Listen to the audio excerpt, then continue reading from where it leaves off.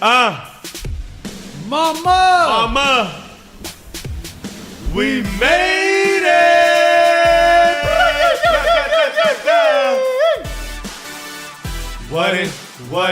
What it do though? Ladies and gentlemen, this is about to be a feature film. An alternate universe created around the story of young Iddris Sandu. Ladies and gentlemen, welcome Iddris Sandu to the Mama We Made It podcast. What up, though?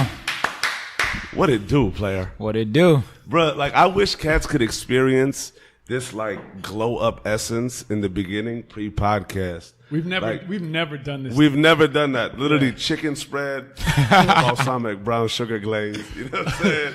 By Chef Nushi. You know what I mean? And then a cypher session with everybody in attendance. And just let it be known, like, everybody got bars. Dude, that was tight. We shot a rap video. Yeah, let's be real. Yeah, we really got to, like, put something out there, you know? You know what I'm saying? Yeah, we'll be dropping the EP in about a month. I'll come for every freshman XXL's neck. You feel me? I throw GJ in front of him. It's about to be a slaughter.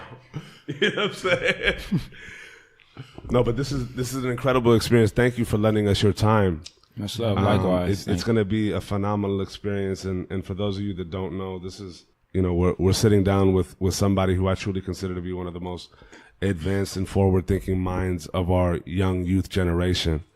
It's incredible to see what you're doing and what you've been doing, and the boundless space in which you've taken, not only, you know, the things that you've done, but the depth and the possibilities of what you're doing and how you can constantly expand them. Mm-hmm. And I'm very eager to really get the scope and the journey, you know, on your walk here. You feel me? And I think this is about to be a brilliant conversation. I'm really excited to have it with you and be able to share it with the culture. No, you know what I'm saying? Thank you. Man. Where did it all start? Like, where were you born? Where'd you grow up?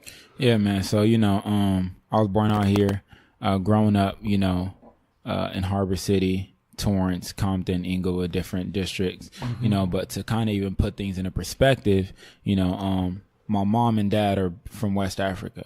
Oh, my mom not being actually from Ghana, but my dad actually being born there and raised there. You know, my mom, she moved there when she was very young, and it was for contracting reasons. You know, my granddad on my mom's side, he was an architect.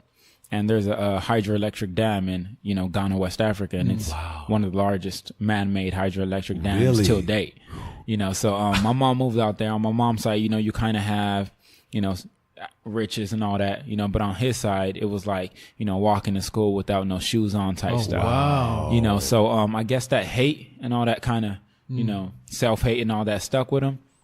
You know, so he was never really you know, part of my life. You know, he came when I was like 5, 6, you know, jumped in, jumped back out, tried to come back, you know, when I was like 10. And, you know, I'd always been like a creative kid. You know, it's, you know, the reason why I say my purpose has been defined already is because this is like, you know, even though I'm 20, this has been like 10 years in the making of me realizing, you know, just everything playing in fruition had to happen. Absolutely. You know, so like being 8, 7, you know, breaking up remote control TVs and realizing like whenever I pressed the transmitter, it would transmit, you know, a certain thing and it would go on and off and saying, what is that? And realizing that was binary and like, you know, being interested in that was always like, you know, something that was innate to me. But then, you know, when I was around the age of 9, 10, you know, my dad, you know, essentially, you know, he talked to my mom about possibly, you know, going on a trip to Ghana and West Africa. And, you know, my mom, you know, she was like, all right, cool. You know, he's never met your side of the family or whatever, you know. Mm-hmm. So we go out there and, you know, I was actually, it's a long story, you know, if you really put things into perspective. But, you know, long story short, he ended up leaving me there, literally just like abandoning me there. Flew back to the States. Wait. Yeah. No, you're not gonna say. We're going long story long, baby. We're going long story? Yeah, absolutely. All right, for sure. Let's talk through that. So, you know, never been there, tries to come back, you know, into the life of a young kid, you know, who, you know, you could just see the spark in, to want to change the world, to want to innovate, but was confused by so many things going around. So, inflicting that self-fear on that kid, was just something that... What was the backstory of essentially you growing up with your moms out here, right? Yeah.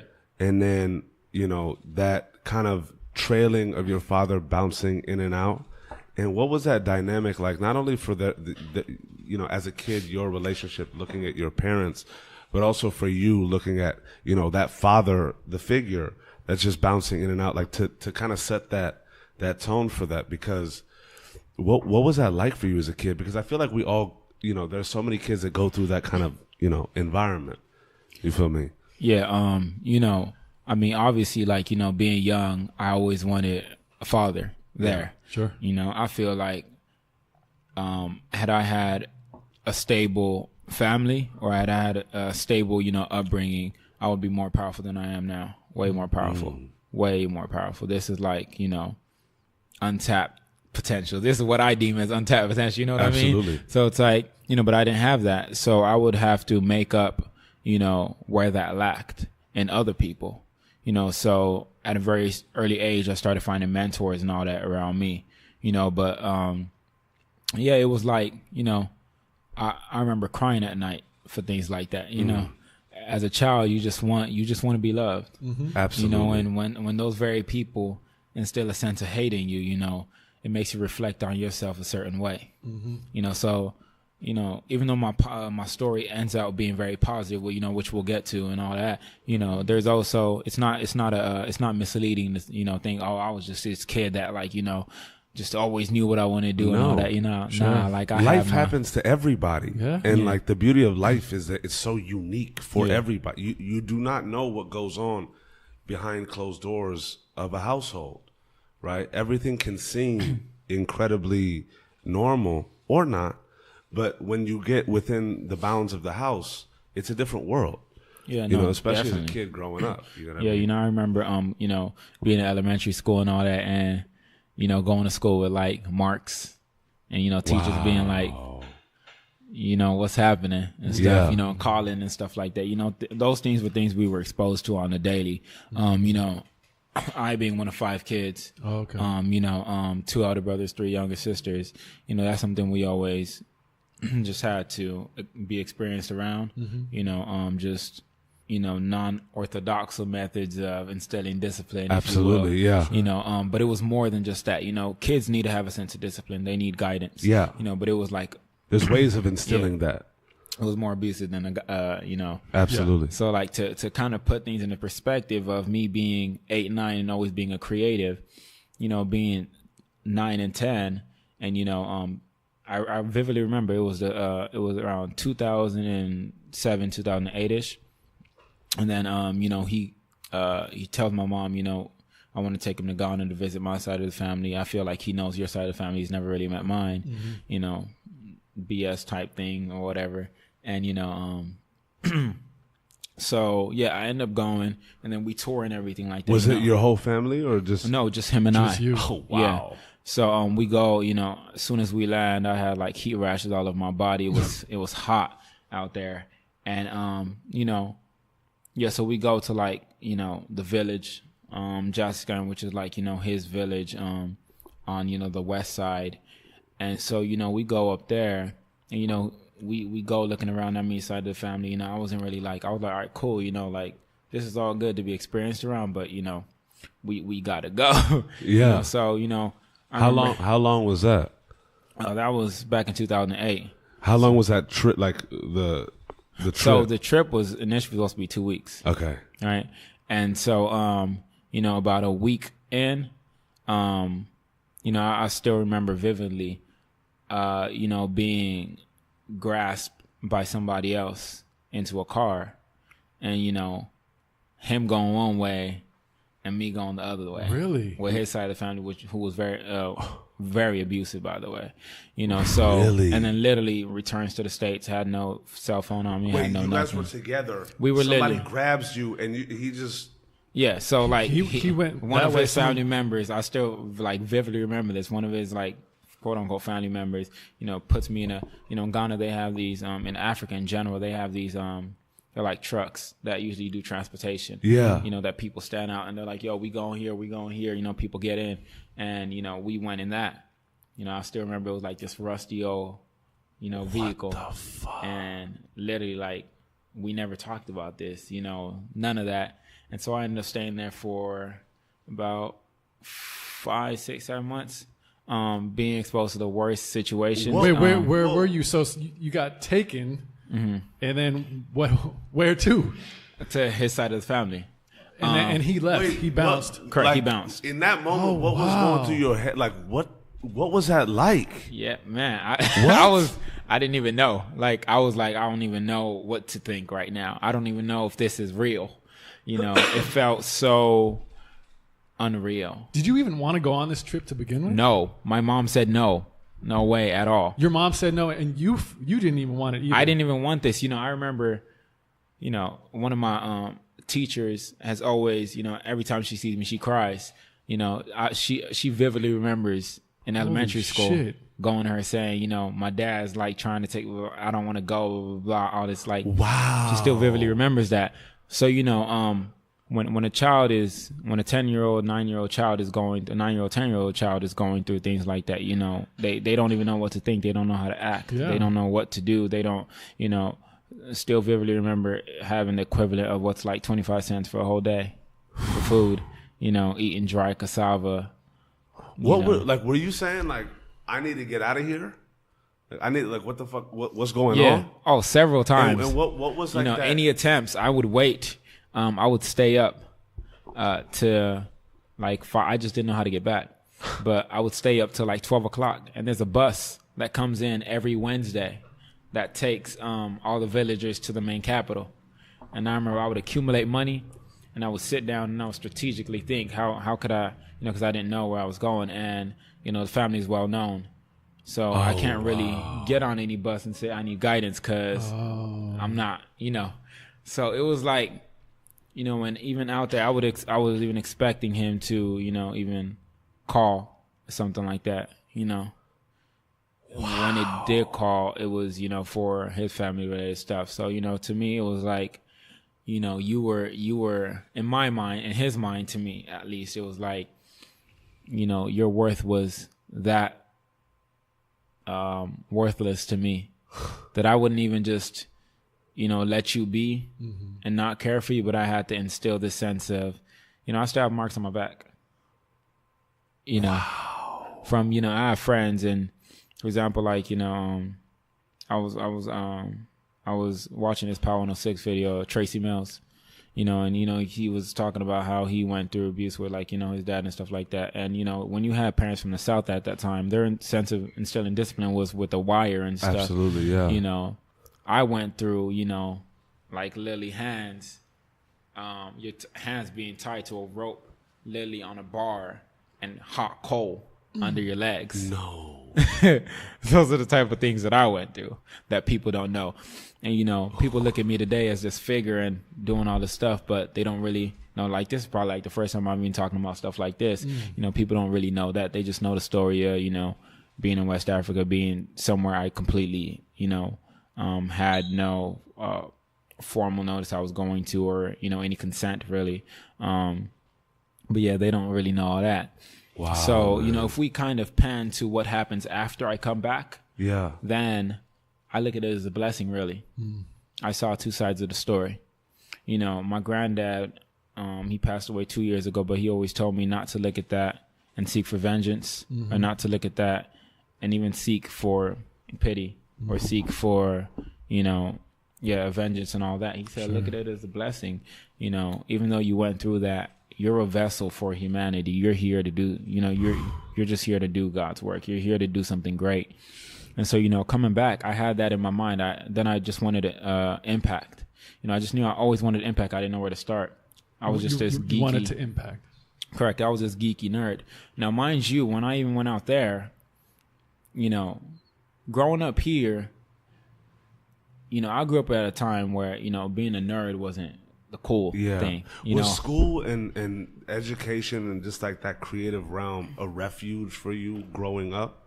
Like feeling this type of way in this family, but also like like attaching to was the studies and just like the possibilities of the world what kind of took you out of that element? Was that just like your freedom as a kid? Yeah, tech was my freedom. How'd that come about for you? Like what?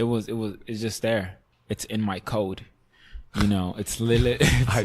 I am code. It's literally in my DNA. Like literally, anything, even being around tech, just helps. It me. was just birthed in this world and activated. Yeah, activated by default. Yeah, it was like by default. It was like a prefab. You build a character in GTA, and that's what comes with them. Yeah. It was like that. So even coming back and then wanting to impact and do so much and not know where to start. Then summer 2008, which is like kind of the time I get back, my accent even changed a little bit. Wow. Wow. Get back. And Steve Jobs drops the first iPhone. And I remember it was a podcast, listening to the podcast and, him talking about it's the first time where regular people can make regular apps for regular people. Being inspired by that and listening to the verbal cues he was given, which is learn this new programming language called Objective-C. And so going to the library, not finding any Objective-C books, because I grew up, in Torrance, I grew up in parts of Compton, like different parts, I wouldn't see things like that, so I would go to the library and reference to a section I dubbed as the dusty section. Had the best books, nobody wanted, so I just started going to the library, reading on Java, C#, Python, like all these programming languages accumulating. I did that for about a year and a half. Just deep into coding. Just deep, not even practicing, just learning. I grew up at a time where there was nothing like coding classes. Yeah. U Academy didn't work.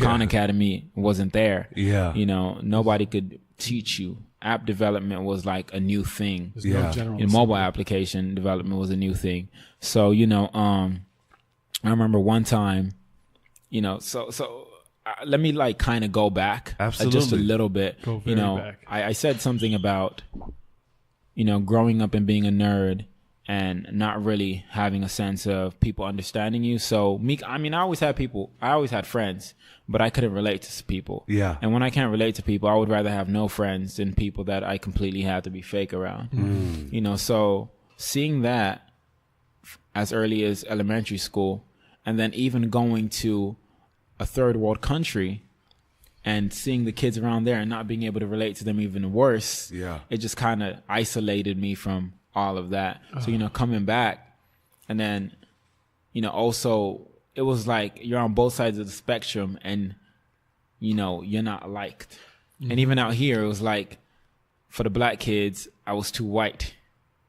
For the black kids, I was too black. For the white kids, I was too black, but in a sense of just intellectual ability to understand things, I would be with my friends and start talking about things like, space. It's crazy that even like intellect has no, color. No discriminator. It's non-discriminative, but it really like puts a fear in people. You know what I'm saying? Because that in and of itself is really questioning the essence or value of a man at a certain point, right? Like correct. You can't really battle with reason somebody that can't reason. Yeah. So even like seeing what Steve brought out and then saying I want to build on that, going to the library, reading all those Java books on two accounts. I remember going to the library and I was reading a book on Java. It was a dummies book, book for dummies. Yeah, sure. Reading on Java, literally just sitting in the back reading this book, and this kid came up to me. He literally snatched the book out of my hand, looks at it, and he goes, "You shouldn't be reading this." I'm like, "Wait, what do you mean?" He goes, "You can't understand this. It's not for your people." Wow. How old are you right now? Now? No. At this point, like 12, 13. So literally being beat down and then going home and not being understood. And my mom is like my biggest supporter. It's just my mom never had enough to, be there. How so? My mom, she was basically a stay-at-home mom. Yeah. So she wouldn't really, she was kind of codependent on, my dad. So, you know, it was like to have a grown woman, you know, be given allowance. Yeah. You know, it's like toxic, man. It's toxic. So, you know, she would take that, and I remember, you know, I had like, you know, half brothers, and, you know, they would get like the newest games and stuff, and they would like, we got the newest games, and my mom would run to Walmart and get me that new Nintendo DS. Wow. And give me that new PS4. You know, PSP. My mom believed in me to the core. Wow. And she still believes in me to the core. Your mother's son. Yeah. My mom is like my biggest, she's my heart. Absolutely. You know, and so, yeah, my mom's like always been there. So, you know, even seeing things like that and telling my mom, you know, she would just be like, you know, sometimes you just got to do what you got to do. People understand it, you know. Can I ask you something? What was that conversation with your mother when you got back? It was, you know, it was a very, very intense conversation. You know, I had all this resentment. I didn't want to hear it from nobody. For sure. Yeah. From no one. I didn't care. You know, it was just this like, how could you even let that happen? Yeah. You know, to your only male child. You know, because my mom had 2 kids before she met my dad, and my dad had 2 before he met my mom. And then together they had 3, including me, so 4. But I'm the only male child. And so, you know, in our culture, having a male child is like really important. Yeah. Right. You're the and next in line. correct. And so, you know, it was like, how could you even let that happen? So, you know, whatever me and my mom had was kind of just like a little bit. It was, you know, it was kind of messed Absolutely. up just a little bit. But, Yeah. you know, me and my mom are like best friends. No, for so, sure. you know, we like got over it. And then, you know, we worked around that. You know, I did visit there again, but I stayed on my mom's side. Thank God. Yeah. Thank every ounce of every energy being in this world you did that. And on my mom's side, you know, lavish, treat like a prince, all this. you So go. it's even funny to go through There you go. There you go. Yeah. two different sides, 2 different You went from perspectives. coming to America to going to Ghana. You know what I mean? You know what I mean? Like For real. backwards, you Yeah. know, we working backwards. You know, Prince but Iddris, you know, but then it was just so amazing because you get to experience something. You get to experience equilibrium. You get to Ooh, yes. experience a duality absolutely. of being on both sides. And those are, it's crazy, such a harsh duality. And at such a young age. So, you know, the duality of, you know, having been in the worst scenario one could think of, Yeah. and then also being on, you know, another scenario most wouldn't even have access to was very interesting. So when I came back, you know, even critically analyzing problems was different for me. Yeah. So I was born with the innate ability to infuse technology with anything, but I didn't learn, I experienced the ability to critically analyze. Right? So when I think of a problem, most of my problems revolve around, my deep problems are those 3rd world country problems. You know, American problems are their own problems itself. Most problems are American problems. Yeah. You know, my water was too cold. You know, my chicken was too cold. You know, my Wi-Fi slow. It's working, but it's slow. Yeah. You know, That was incredible, by the way. he dropped the bomb on it. You know, but we all do it. You know, it's Yeah. innate to, Absolutely. because of rapid expansion. We all do it. I do it. You know, Yeah. I got to work late. I was in a car, but I got to work late. And people had to walk miles. And I've seen this. I've carried a bucket over my head just to go bath myself for like half a mile. Wow, that puts shit into perspective. And cold Very water, by the quickly. way. Wow. Very You know, quick. and I've been through that. It's not, I've seen kids. I've personally been in those Yeah, shoes. for sure. And if I could honestly go back and change it, I wouldn't for anything. Absolutely. I feel like I had to go to it to understand You know what's it. crazy? That's one of those situations that really could break a human being. Oh, yeah. Absolutely. You know what I'm saying? Regardless of who you are, like going through that kind of trauma at such a young age. And it's wild because, like, shout out to just the energy of the world. Like, whatever God anybody believes in or whatever, let's just keep it at just the world itself, in which you are this type of person. your mind thinks this type of way, your being is built a certain way in which you're able to compartmentalize that into an experience, right? But also be able to see the outlook and your wants to give as far deeper and far more meaningful than that.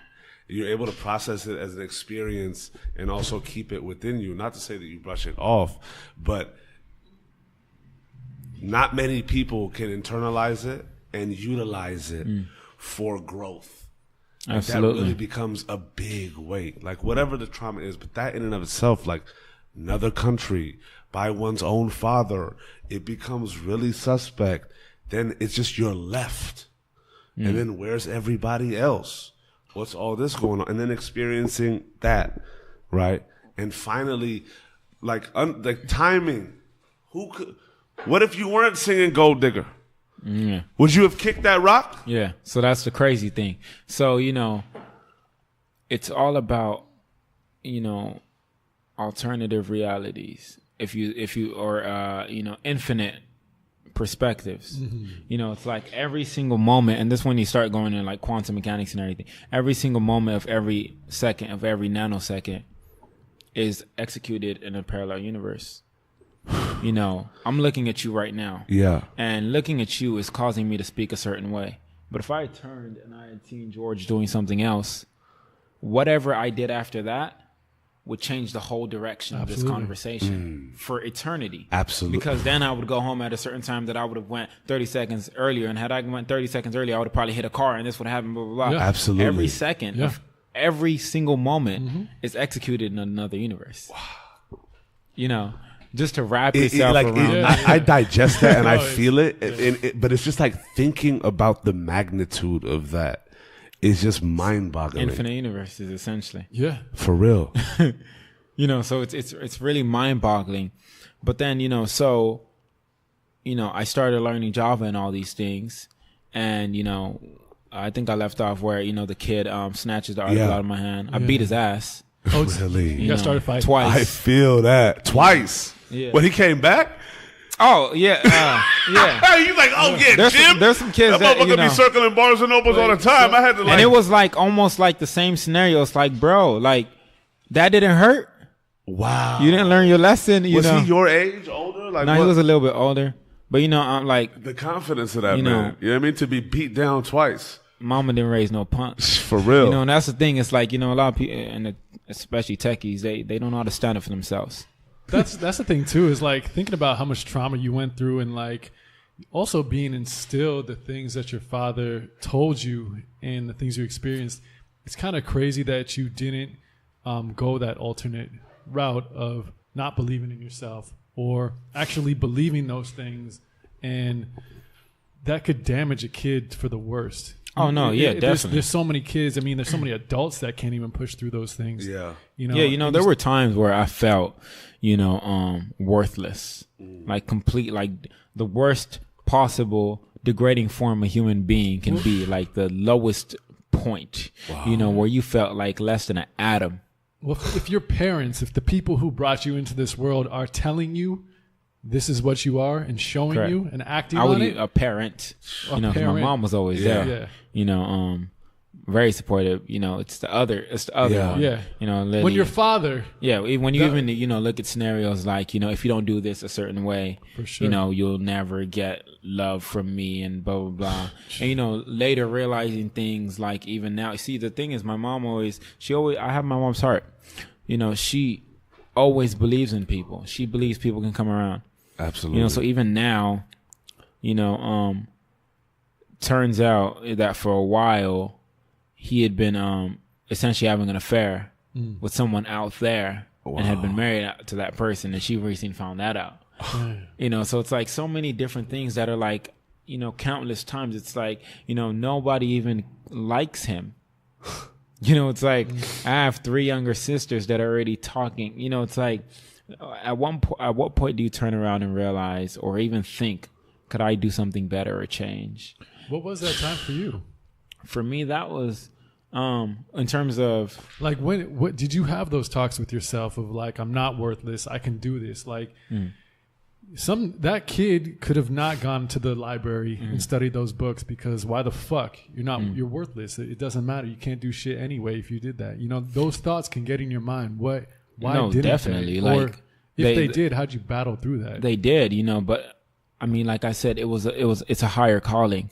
So even randomly, being aligned with the right frequencies and the right people, like one of my teachers, Miss Garcia from elementary, who would tell me, shout out to Miss Garcia, who would tell me, we would always, she was our science teacher, and she would teach about neurons and all these things. And I still remember I was talking about, dendrites and everything. And she says, you're a very special person, know that, like, you have a purpose, so all those things. And it always was the same message. Always. I could literally do the simplest thing, and I would get, you have a purpose, or you just have this frequency, like you're here to do something, so going through, all that and learning programming. And then the year after that, when I was 13, applying for, Raytheon, I 13 applying for Raytheon. What'd you apply for? An internship, and I actually got a job. At 13, at Raytheon. And then right after that, I was being bar mitzvahed. He was working at Raytheon. It was just accumulation of knowledge, and realizing, like, we've been held back. That kid that came up to me in the library, it didn't make me, as much as I just wanted to punch him in the face, which I did, of course. I realized something. I was like, hold up a second. We're being held back on purpose. We're being, and it's not a racial thing. I mean, we're being academically, potentially, we're boxed in on purpose. And it's like, hold the fuck up. Yeah. I look around and nobody's thinking like me. Something's fucking wrong. Yeah, for real. And so, like, I was like, I used to be frustrated with people not understanding me. I was that 13-year-old that would, like, I don't want to learn because I already know quantum mechanics. And trying to explain it to, like, don't worry about me. Focus on these other kids. They need it more than me. Absolutely. And all this stuff. But applying for Raytheon, internship at Raytheon, getting it the next year, winning the Northrop Grumman Innovator Award, and then designing jet propulsion systems. Wait, take us through these growths, because so you came back. Jesus, rapid firing. I feel and we got like incredible time to go, but I want to really dive into, like, you were programmed to do this, but like I really want to like kind of get into the intricacies of these synapses just firing off, right? In that, I brought the blueprints too. So, we could check them out after, the blueprints and the schematics. I literally will dive in, do Michael Phelps fucking butterfly stroke. God knows how. We'll all through that. But this mind, it's crazy because you were digesting and you weren't really applying, right? But in your head, naturally, it's coming to light that you just have a way of like seeing it really occur and really feeling the pulse of this information and where it's being taken. Take us through that path of just like digesting all that and kind of how the road to Raytheon and what that experience was like at that point. And then throughout these other few little endeavors that we just spoke on, like what that kind of growth and momentum was for you in those experiences. Yeah, back in early like middle school-ish, I met this dude named Ben, and he was actually working at Raytheon. And I always loved schematics. Like, I love mapping. It's even to this day. Like, I don't know what it is. I don't know if it's hyper-focused, but I kind of, I have something that I know for sure, and I have something that I don't know what it is. So I have this condition called synesthesia. And synesthesia allows you, people have different forms of synesthesia. Okay. And it allows you to there's like different forms. You can either see color, you can taste color, you can, smell color or whatever. I can see color. So, not see color. I can see sounds. I can see words. So certain words trigger and register different with my body. Really? That's something that like I was actually diagnosed with. Like synesthesia is a thing. Like Pharrell has it, Kanye West has it, Picasso had it. Like, you know, people have it, right? But there's different forms. There's grapheme color and, you know, so many different ones. What is seeing sound?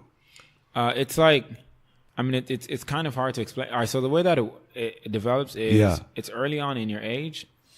When you don't even see an onion and you smell an onion, you know what that onion smells like. Yeah. Right? When you smell a flower, you might not know what exact flower it is, but you can smell it, right? Yeah. So the way it works is your senses map things out differently. And generally it's like it's a bad thing, but it's actually a good thing. Yeah. You know, they would consider like something you're diagnosed with, but it's actually a positive thing. Yeah. So just early on for some people, and it's like it's a very small fraction of people, but your things are wired differently. So rather than, even though I would still smell an onion like an onion, a certain color would be associated with, like, for example, like yellow. Or if I said yellow, you would think like if I told you I could taste something, you would think that it was like a banana or something. But yellow actually tastes burnt. You know what I mean? Wow. And so like I would often go to the art show and art galleries just to kind of ease off, because I would see like multiple colors and stuff like that. And that's something like I have for sure. And I've been diagnosed. Like for diagnostics, they bring a whole bunch of scrambled letters with 1s, 2s, 3s, 4s, 6s all meshed together. And if you do have synesthesia, and this is how they know if you're lying or not. If you do have synesthesia, you'll be able to distinguish all the numbers because you can see the ones and everything because it's registered with patterns in your body. So, you know, we could pull that up after. Off top. Like, you're taking me through a wonderland right now. And so, yeah, that's something I know I have for sure. And then something else is just, and that's why I'm trying to say it's like encoded in my body. I always look at 3D objects in slices. What do you mean? So any object I look at, anything, it's in slices. So I know that this is basically a whole bunch of two-dimensional squares stacked. Like I literally can like visualize it. I'm literally trying to like slices. No, but I'm looking at this, visualizing these slices. Everything, like your head. You're in the Matrix. You're in the Matrix. No, I'm not. Shout out to my head being in slices. We're looking at slices of pizza right now, and this dude is just looking at boxes. I honestly want to know what the slices look like when you hit one of these and you're just rocking with it. Like, is it fluid with that? No, if you think about it, I mean, that's the basis of. You feel me? You think of a 3D printer. Absolutely. Any three-dimensional object can be divided in slices. Anything that has depth can be divided in slices. Yeah. So it's basically, if you really think about it, it's a whole bunch of circles. I'm literally gonna like you've shifted my paradigm. I hope you understand that. Like but it's literally circles. It's like somebody that watches What the Health once and becomes a vegan for a week. for the next week, I'm about to be looking at things deliberately, being like, "See these in slices, B. What you doing? Everything is in slices." I'm gonna look at this teddy bear like these two-dimensional stacks are just wilding with me with your furry ass. So I remember being on the freeway. I actually got in a car accident once, but as I'm even on the freeway, like every single vehicle is in slices. Like, it's like perpetually. Like literally, like everything is in slices. You solidify them up, or I can like literally like I'm so used to it that it's like it's I don't even like synesthesia. I don't even talk about it. Like because it's like it's just something like you just everything can be divided in slices and things can be broken down like this. You know that essentially it can be folded out flat, and then you have basically this, and then for example, this is literally a square and a rectangle. I mean a circle and a rectangle. Yeah, literally. Yeah, you have your circle. No, you're right. And then you have your rectangle. Off top. We're right there. So synesthesia or not synesthesia, I feel. No, that's not synesthesia. No, I know that's that. I'm just saying, like the way. Yeah. Sans definitions, like it's crazy. Like everybody is programmed different. Yeah. And everyone, people like, man, I wish I had that trust. No, you don't. No. I haven't even fully even understood how it works. What's really low key giving me like an anxiety attack? Is that a burden on the mind, or is it something that you get used to? Well, I've been told, by doctors and stuff, that it's something that you need to just compensate with sleep. And I don't sleep a lot. Oh, with sleep? Yeah, I don't sleep. Like, I don't have insomnia. It's just the way my mind works. I'm sleeping. I get tired of sleeping. And I have to wake up and I have to create. Like, like I have to, I'm constantly up. I have to create. I have to come up with new ideas. Like I come up with and I just blueprint it out. every Yeah. single time, you know. I just have to wake up. You know, I take naps, like hour naps. Wow. You know, like 3-4 a day. And I just have to push and push. And people are like, you're stressing yourself out. And it's like, well, yeah, I feel it, but I can't help myself. Yeah, like, if you no stopped, it'd be more of a burden on you than if and then you it's didn't. like, you know, you think of a brain, and a brain is a combination of essentially like a CPU and a GPU. Right. With a computer, you have your central processing unit and you have your graphics processing unit. So whenever you're doing basic things like Microsoft Word or anything, you're going to use most CPU. But if you're rendering a video, you're going to use your GPU. And that's when your computer starts getting hot. Right. Yeah. So that fan usually, turns on. yeah. So usually you use both CPU and GPU. Right? Yeah, for real.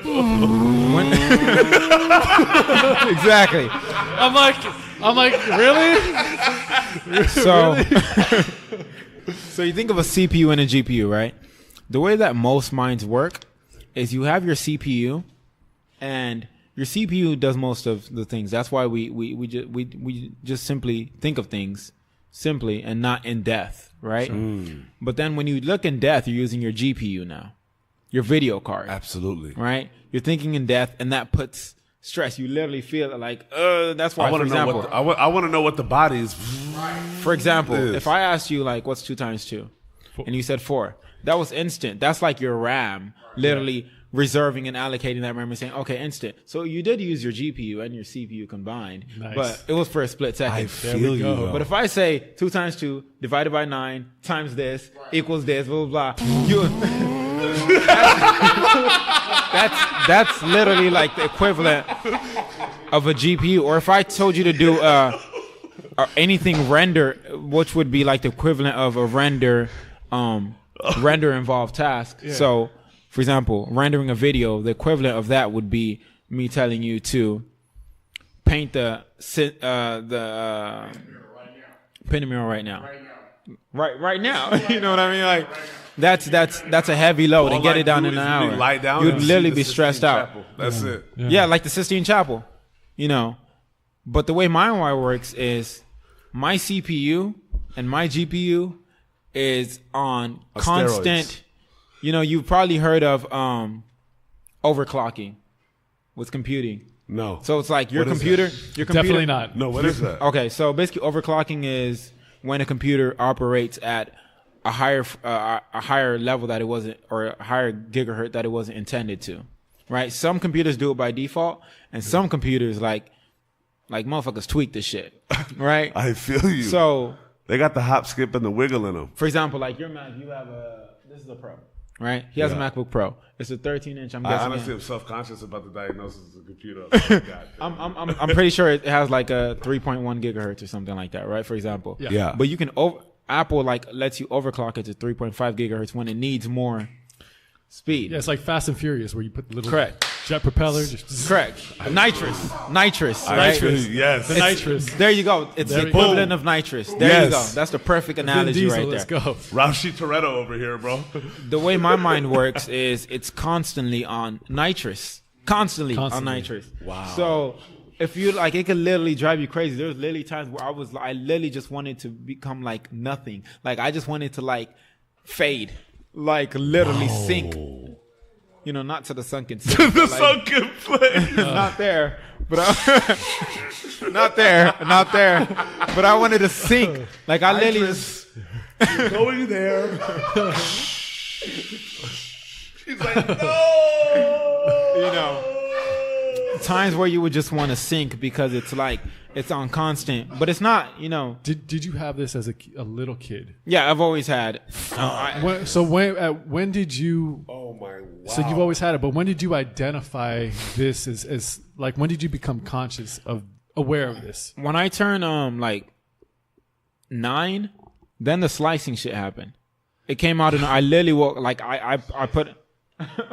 So you started experiencing slices in Ghana. Yeah. First. Like it was, I don't know. It's probably unlocking another potential. It's probably a rare condition I was born with or whatever. I don't even know if they have a diagnostics for this, but I experienced things in slices like the third dimension to me is like, it's literally like, most people third dimension is XYZ, you know, like XYZ plane, you know, which is like, I feel you. You know, I saw XYZ one way, and you just showed me. This is X, right? Yeah. This is your No, X off plane. top. Yeah. It's your Why? Y plane, and anything with death or mass. You Yeah. know? They say, what's the way? Do you guys know the only way to know if you're real? No. And to know if an object is real or not is if it has a shadow. Oh wow. Yeah. So that's how you can, you know, even experience that you're real. Any object which has a shadow is real. You know. Yeah. Absolutely. Thank God the shadows are around Or us mass, you and know. amongst us. Not in a literal sense, of course. But yeah, so you know, then you know, Raytheon and then Northrop Grumman proceeding, and then I'm applying to Google. When I was, What was that experience like in Raytheon? Like, cause like, did you feel that you were equal? Did you feel that you were just learning and soaking so much? No, I didn't feel like I was equal at all. You know, I was a young kid that was like, and that's always been my thing. You know, my advantage and my biggest advantage and disadvantage is my age.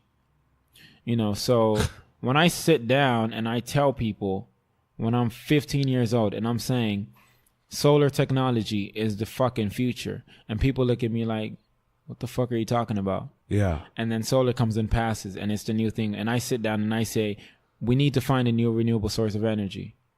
And I say, we have solar, and now we can apply that to electric vehicles, even before Tesla did this shit.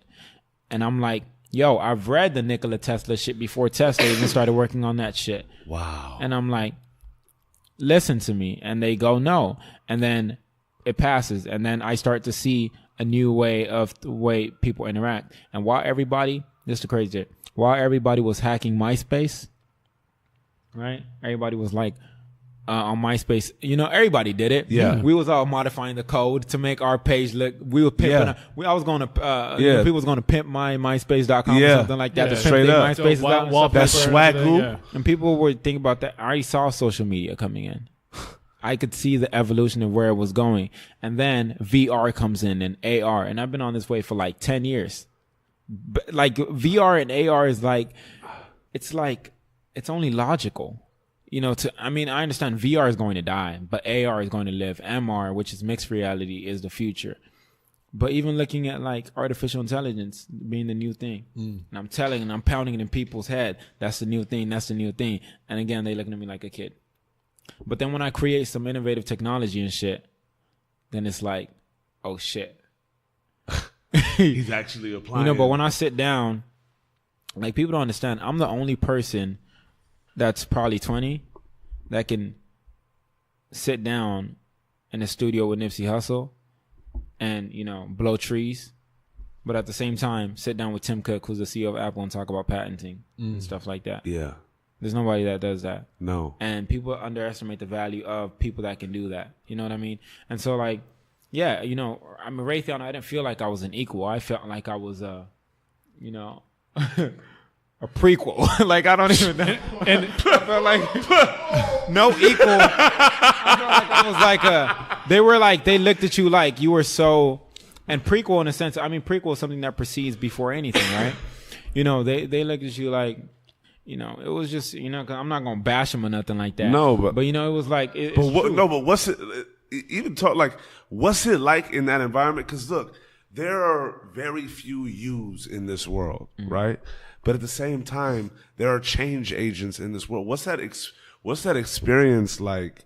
And what was that for you? Not only interacting and trying to like grab onto and gravitate towards everything you wanted, but having to deal with that blowback of that age. Yeah, you know, my whole thing, you know, is like, it's always been, you know, I always start off with my age. I used to not, you know, I would just, you know, let people, but then I realized like, no, just like let them know your age. But for example, like Raytheon, you know, sitting in a room full of adults that design aerospace, stuff all day, or they design aerospace, essentially weaponry and stuff like that all day, but can't figure out some of the simplest problems, and they look at you like, when they marvel for a second, and then it's like, okay, we could take it from here. It's like, especially with this generation, we're the most dangerous generation, because we're ticking time bombs. Elaborate on that. By ticking time bomb, I mean we are the most creative and by far the most intellectual generation. And it's like people think that this generation, in reality, in actuality, we are losing a lot of things that we need, just like an egg. You need nourishment from the mother hen. You need experience. You need discipline. You need all these things, which we don't have. So think of this raw power. Think of nuclear power without any control. Think of how dangerous that is. Yeah. So it's like we're not learning how to communicate as we should. We're not learning how to interact as we should. We're not learning how to be instilled with discipline and how to even instill discipline among our peers as we should.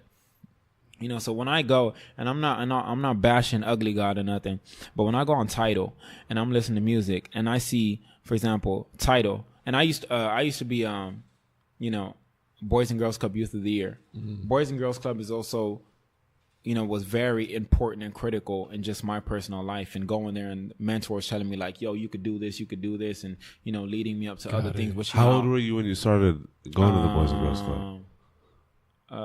It was a little after I started my Raytheon, so like 14. So you were like a teenager at that time. Yeah, like really, really young. And the Boys and Girls Club, like without question, without doubt, helped me. But, even realizing like his new album is like, you look at the track list, I don't know if you've even seen it. No. And it's like, I'm just trying to fuck you this, fuck you that, blah, blah. And even the lyrics. And then this was like, it's cool. People love to listen to that. It's okay. I went to the Boys and Girls Club, and, there was this kid, I'm not going to say his name or nothing like that, but there was this kid sitting right in front of the Boys and Girls Club and banging Ugly God right in front of the Boys and Girls Club. And it was a kid there. And he literally repeated, like in one of the songs, he's literally like, First I fuck your mom, then your girl give me top, or some shit like that. And then I like literally stopped, and he probably repeated that chorus like 16 times. I was like, bro, like, what are you doing, bro? Yeah. Like, what are you? And he goes, what do you mean? I'm like, you don't see what's happening? I was like, you got a sister? He's like, yeah, I got a sister. I was like, that dude is talking about fucking your sister. You got a mom? He's like, yeah. I was like, where your mom live at? He was like, she live right here. I was like, he talking about coming to your house and your mom giving you a top, and you okay with that? And you For saying real, that though. Yeah. Like, you're legit okay with that. What'd he say? And he was just laughing, and I was like, see, you think I'm funny? I know how these things work. Absolutely. I sit in those meetings. You know what I mean? For real. I sit in those meetings. I know what's happening. Like, I see the direction. I know what's happening. Like, for you to even sit down and be repeating these things, it's like, bro, what are you doing, bro? Yeah. Like, and I don't know if he's, he probably watched this and he was like, oh shit, but it's like, man, you got so much potential. Fuck potential. Fuck potential. Fuck that word. You have a high ability to influence, impact. You could be the next Steve Jobs. Fuck Steve Jobs. You could be the next you. You could be, exactly. Yeah. You damn right. And it's like, I realize, especially with my generation, it's like they listen more, to things I say, because they're culturally in tune. There's never been a techie or none of that, or someone that's been on the tech side that understood the culture fully. Yeah. You had people that understood, like, for example, hip hop was built off of the likes of Grandmaster Flash and DJ Kool Herc. These people took an existing technology and found a way how to control it differently. You know what I mean? Absolutely. And they sparked a whole generation. Yeah. Right? But they understood the snippet. See, they understood how to control existing technology. We're at the forefront. What I do is I create technology. So we have this analogy of technology, right? We're all second owners to software. Do you know how big of a problem that is? We have a whole industry built off of second ownership, and people don't understand it. So second ownership is this. Second ownership is Uber, right? Being $1 billion industry, and expanding on being a $1 billion industry. Right? So what does that mean? Right? Snapchat, a $1 billion industry, expanding on being a $1 billion industry. People creating things as a product of these $1 billion industries, now falling into third ownership and then fourth ownership and stuff. So what the fuck is the first owner? Who's the first owner? Apple's your first owner. Google's your first owner. Right. Snapchat's Uber's evaluation, I don't know, but I know they're in the B's. Snapchat's evaluation, I don't know. Everyone's, got their stock and left, but it's in the B's. Twitter's in the B's. They're all in the B's, right? Apple shuts down tomorrow. What happens? You lose every fucking thing because you built your platform off of a singular cellular device. Yeah. And they have the operating system. We have 3 major operating systems: Android, iOS, Windows Mobile. Windows Mobile fucking sucks. We all know that shit. So I'm just gonna leave it. I mean, for real. Let's be real. I'm not bashing y'all. No. I love hey, Bill, if you want to like me and donate some money, like we always taking some shit from my nonprofit called Able, but I'm being real with you, brother. I'm keeping it real. Like, Bill, talk to him though, Bill. For real. You know what I mean? For real. Come donate a bill instead of Bill. Fuck that shit. For real. But I think of the platforms and I'm like, we have 2 operating systems, and I think about for myself. I'm like, you know what? While all y'all DMing me about build an app, how about we build an operating system? Why aren't we thinking about that? We're so quick to build these industries that are literally shoestring corporations. Literally, if the line is cut, that, bro. Like people don't understand that. Why going into the depth of the matrix. No one will tell you this either. Why do you think that though? Why do you think that's the majority? That's a conversation with the architect. See, here's the problem, right? No, like, do you think it's a generational thing, or do you think it's like, what do you think it stems from? The problem is nobody wanting to focus on the $1 billion industries, but people wanting to make $1 billion, right? The problem is... No, we're done. The podcast's over. Y'all got that? Did y'all take that note? Okay, we're done. The problem is false information. The problem is people being held from the truth, especially in tech. And that's, you ask somebody, why don't we have more operating systems? Right? Then they bring up things like operating systems are very difficult to build and stuff like that. Then how the fuck did y'all build iOS? It had to start somewhere. Right. You can acquire your base. Oh, well, if we develop an operating system, people won't develop on them. If we inspire a whole generation, for example, I'm going, the minorities, right? Let's just take Latinos, blacks, right? We say, y'all, I'm building a new operating system. I'm going to come in the hood and I'm going to educate y'all on how to build artificial intelligence, how to build machine learning equipped things, how to build Internet of Things equipped technology, all these things. And I'll say, yo, I'm creating an operating system. I'm going to create the operating system. Y'all just learn all these things and let's bring that knowledge in here. You think they wouldn't all drop Apple? For real. Yeah. They all wouldn't drop Android? They would do that in a heartbeat. You know what I mean? But it's like people aren't being exposed to these things. And it's like, I'm not here to say, yo, I've been working on my own operating system for 5 years. Wow. It's I've been working on my own artificial intelligence platform. And that's what I mean by the, and I'm saying this, for the sake of the podcast, Absolutely. But my biggest thing is my age, and it's like working on my advantage. So it's like, keep looking at me as that kid, Watch me pass you. Watch it. Yeah. I sit down. It has to be at a point now, right? Correct. In where the culture is driven also on the power of the youth. Like, that's being said, naturally we know this. Like, it's like, what's that point where it just switches and youth becomes an asset as opposed to a detriment? But it has to be at a point now where that is hands down advantageous and up to you to really, I guess, choose who are the brilliant minds that you look up to that are going to be in your universe. Correct. If you will. Studies show, right? Fuck the studies. Just the way people work, right? You're more prone you're more prone by nature to be influenced by someone that looks like you rather than someone that you can identify with. Mm-hmm. That's just the way life is. There's 3 people, actually 4 people.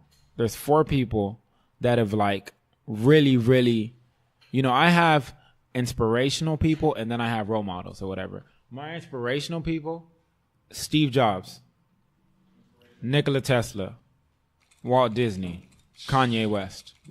Those are my 4, right? But now you think of things like this. My biggest role model in the history of all my role models is Tony Stark. Wow. Iron Man. Yeah. That's my dude. Yeah. Like, that's my nigga. You know what I mean? I feel you. Iron Man is my dude. You know, and it's like, what is it about Iron Man for you? he was an innovator. Pure innovation that fully executed every single thing. He made something from nothing each time. The most remarkable thing I find of Iron Man is he was in the position I was in, of nothing. And what did he do? Do you realize that the whole series or the whole movie trilogy or whatever of Iron Man was built off of necessity? How so? The first suit he built, right? The first thing he built was when he was in that cave and he was captured. Yeah. That was coming from a sense of necessity. We as humans, we create the best and we function the best under pressure. Yeah. Absolutely. He was under pressure at his lowest point. Literally, if you don't finish this, you get your head popped. Yeah. You know what I mean? Yeah. Captured by, you know, I don't know what they were. Fuck fight or flight. This is life or death right here. Yeah. And what did he do? Scrap materials created. You know, and even though it's not real, it inspires me more than anything that's real. Absolutely. It's limitless. It's limitless. Yeah. It convinces me that things are limitless. The sky isn't the highest point. When we look up to the sky and we see eons. Eons. You know, we don't even see Fact. like fuck the stars, man. We look at the sky, we see beyond what our eyes can even, you know, to put things into perspective. There's different kinds of light. That device that I designed, I actually designed that device. And you know, I came up with it. Remember I told you, kind of go back, and I haven't even given my full story yet, right? Yeah. But to kind of go back to what I was saying before about synesthesia and like all these things, right? Mm-hmm. Remember I said I used to always look at remotes? Yeah. And I would like realize when you pressed it, it would blink and the TV would turn on and stuff. And I was like, what is this? That's infrared. That's infrared sensors. Mm-hmm. That's infrared. Infrared light is evident. Infrared light is here. Ultraviolet light is here right now. X-ray light is here. Yeah. Gamma is here right now. Yeah. We just can't see it. We can only see natural light with our eyes. So all that stuff is around us. So even if you think about like untapped potential of things we can do as a civilization, it's like, it's mind-boggling. But we're so, like I was saying before, we're so limited, you know, by so many things. And it's like, you know, keep thinking I'm not intimidating. Keep thinking I won't change the world. And watch me. Absolutely. You know, like that's it. Off top. With that, you know, so it's like I sit down and with these, you know, with just anyone really, that's like creating stuff. And then you walk in and, you know, you walk into a meeting and they look at you like the water boy. And, you know, I know who I'm talking about, you know, but you walk in a meeting and they look at you as a water boy. And by the end of the meeting, you know, you're respected as like the quarterback. Yeah. I mean, they're calling the board, making sure this wasn't a setup. You know what I mean? Somebody getting replaced or what? And it's like you sit down and you go to a library. See, I'm that person that I'll go to a library. Like last time I went with George and my other friend to a library. You know, we were loud. We were doing what teenagers. We were doing what the youth would do. We go to the library, we crack jokes, we have fun. You know, we read and we educate ourselves, but we have fun. Absolutely. It's a library. Yeah. You know, you could like go do what you want. But seeing the ignorance around, you know, people just looking at you, not saying words, and then turning back. And things like that, it's like, and, you know, I'm not even going to, like, mention, like, the lady and stuff like that, but it's like, your daughter is going to look up to me. Absolutely. Your son is going to look up to us. Yeah. You know, so don't give us that look. For sure. And For sure. that was it. So That's a like fact. literally looking at that, you know what I'm Fact. talking about? He For knows real. what I'm talking about. For That's real. literally what I was looking at. Off top. And it's like, you know, because I've been in those positions, I've received scholarships. I received a $10,000 scholarship and from Nokia. And over the phone during that scholarship, it was a phone interview. And usually when I talk to people like that, I never change the person I am. Yeah. There's a way of formulating your words, articulation, your diction becomes much stronger and stuff like that. And I've received scholarships and I've literally went to those things and I've had like oh my God, like, you know, I'm not trying to sound racist or anything, but I expected you to be white. Yeah. I've had those scenarios. I've had those scenarios where I walk into a room and I was like, people thought you were like, you know, I've seen that. And They're it's like, wait, are you a friend? Did you get you know, Iddris? like it's happening. I've is Iddris here? And that is fucking racist, by the way. And I'm It like, is hella fucking racist, by the way. I mean, clear, what I yeah. realize about a lot of people, when they say anything like, I'm not right, or before I say this, that's probably the most racist shit you Look, ever heard I'm in your not life. trying to be racist, but Yeah, and it's like, you know, well, what the fuck are you trying to be then? Right. you know, like I'm Yeah. I'm a utopianist. Yeah. That's what I am. I'm a humanist. Like that's all I believe in. Like I'm not a feminist. I'm not a this. I'm a humanist. Absolutely. I believe in We humanity. are. Yeah. You know what I mean? That's it. That's it. We are. We are. Yeah. Period. That's Fucking it. Put it away. That's Yeah. literally what I be saying all the time. Yeah. We are. You know, in Hebrew they have this saying, it's eheye asher eheye. And it literally means I am whatever I am. I am who I am. And it's in the Bible and it's in like so many different scriptures. It's like, you know, when I think it was Abraham went to go talk to God in biblical scriptures, he said, I am who I am. Yeah. And that's what we are. We're an extension. We're all gods. Yeah. You know what I mean? It's like, crazy in the application of these things because a lot of it has to do with the way we're taught these things, the way our minds are programmed because of these things.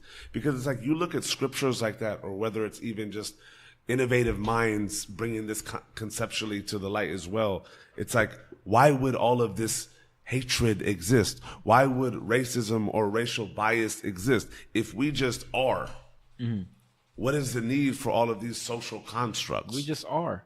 Simply, you know, social constructions are the way of controlling people. Absolutely. Social constructions. Form more things. Start putting people in more categories. It's funny, the very same people that create the same exact terms that cause conflict are the same people that are like, for example, like, why can't someone just be? Why do they have to be black? Why do they have to be white? Why do they have to be Mexican? Why do they have to be Israeli? Why can't they just be? It's all out of fear. And it's like so many, because it's like, we've seen it before. We've seen what happens. We saw what happened with Gandhi. Yeah. If you unite people, they're a powerful force. We saw what happened with King. You know, people like, that's what I tell people. We don't need a leader this generation. We don't need another Malcolm X. We don't need another Dr. King. We don't need a leader. The people know how to be led. Yes. They don't want to be led. You know what I mean? It's like, there's a different, you just have to empower them to do it themselves. You know what I mean? And that's like my message. It's like, I don't speak in I's, I speak in we's. Absolutely. We are the future. We are the new Palo Alto. Yes. That's my movement. Yeah. Well, and a real leader creates more leaders. Correct. You know, honestly, like that's true, and that's what I've been telling people all the time. Like my goal is to create other leaders. You know, I'm not here to say I'm the Black Jesus. I'm here to save everybody, give everyone redemption. No, you know, but it's like, you know, some people see it. Some people see like, okay, this person is about to be one of the most powerful people in the next 10 years. And some people, they doubt it, but I'm just here to say, like, you know. I mean, look, you can't control any of that. Correct. You're on your course. Correct. Those people will be the same people in 10 years that said, hey. Yeah. It happened. Hey, how are you? Yeah. It happened. You on your course. Yeah. And that's literally what it is. It's a course, you know. Don't speak of innovation to me. I would rather people tell me your work is innovative than claim it for yourself. Anyone that says they're humble isn't humble. Humble is such a false concept to me. You know what I mean? I'm humble. I'm humble. Humble to me is saying, look, I just feel really sensitive about how I'd come across to you. It's and literally- already you're doing too much. Right. It's like, look, if you're working at it, like, this is what I want. This is what I want to get. Humble is the work you put into it. That's humble. Correct. If you put the fucking time in, Correct. and the blood, sweat, and tears, you're gonna get it. That's humble. Correct. So I believe, like, you know, it's funny. I even believe, like, if you want to impact and change the world on a mass level, you shouldn't be calling yourself humble. What the fuck? What the fuck is humble? That is not a humble act. Yeah. You know what I mean? Like, and That that's is not the a thing. humble task. And that bro. literally happens every single time. And it's like, I'm not bashing people that tell me all the time, because those people actually have, like, you know, they say they might not use the right word. Yeah. But I know what they mean. But it's like, when I sit down with someone and I show them all these technology, and they're like, well, where you're going, be humble. What are you trying to tell me? See, Are you trying to tell humble me to to me is one of those constructs. keep my bro. mouth shut when I should be demanding that things Yeah. change? Listen the fuck up. Listen the fuck up. But no. Oh, when you say that, Yeah. you're not humble Naturally, anymore. we find ways to express it in which it's like, fuck you. But now listen, Steve. So what I was saying was, you know what Yeah, I'm saying? because I mean, but it's such that's such a false social construct to me. That's just like saying black, Asian, this, that, humble. Like, you know what I'm saying? Let's put humble in like the trophy category. Be humble. Fuck no. Yeah. Humble As to an me innovator is and just like- impactor, you should not be humble. yeah, it's just like that. You sensing the suppression of the academic system you were in. Mm-hmm. Like, humble would have been like, well, let me just grow with these students. That's not humble. That's stripping you of all of your potential. Humble these days is literally a stripping word. For real. It demonetizes the meaning of being an innovator.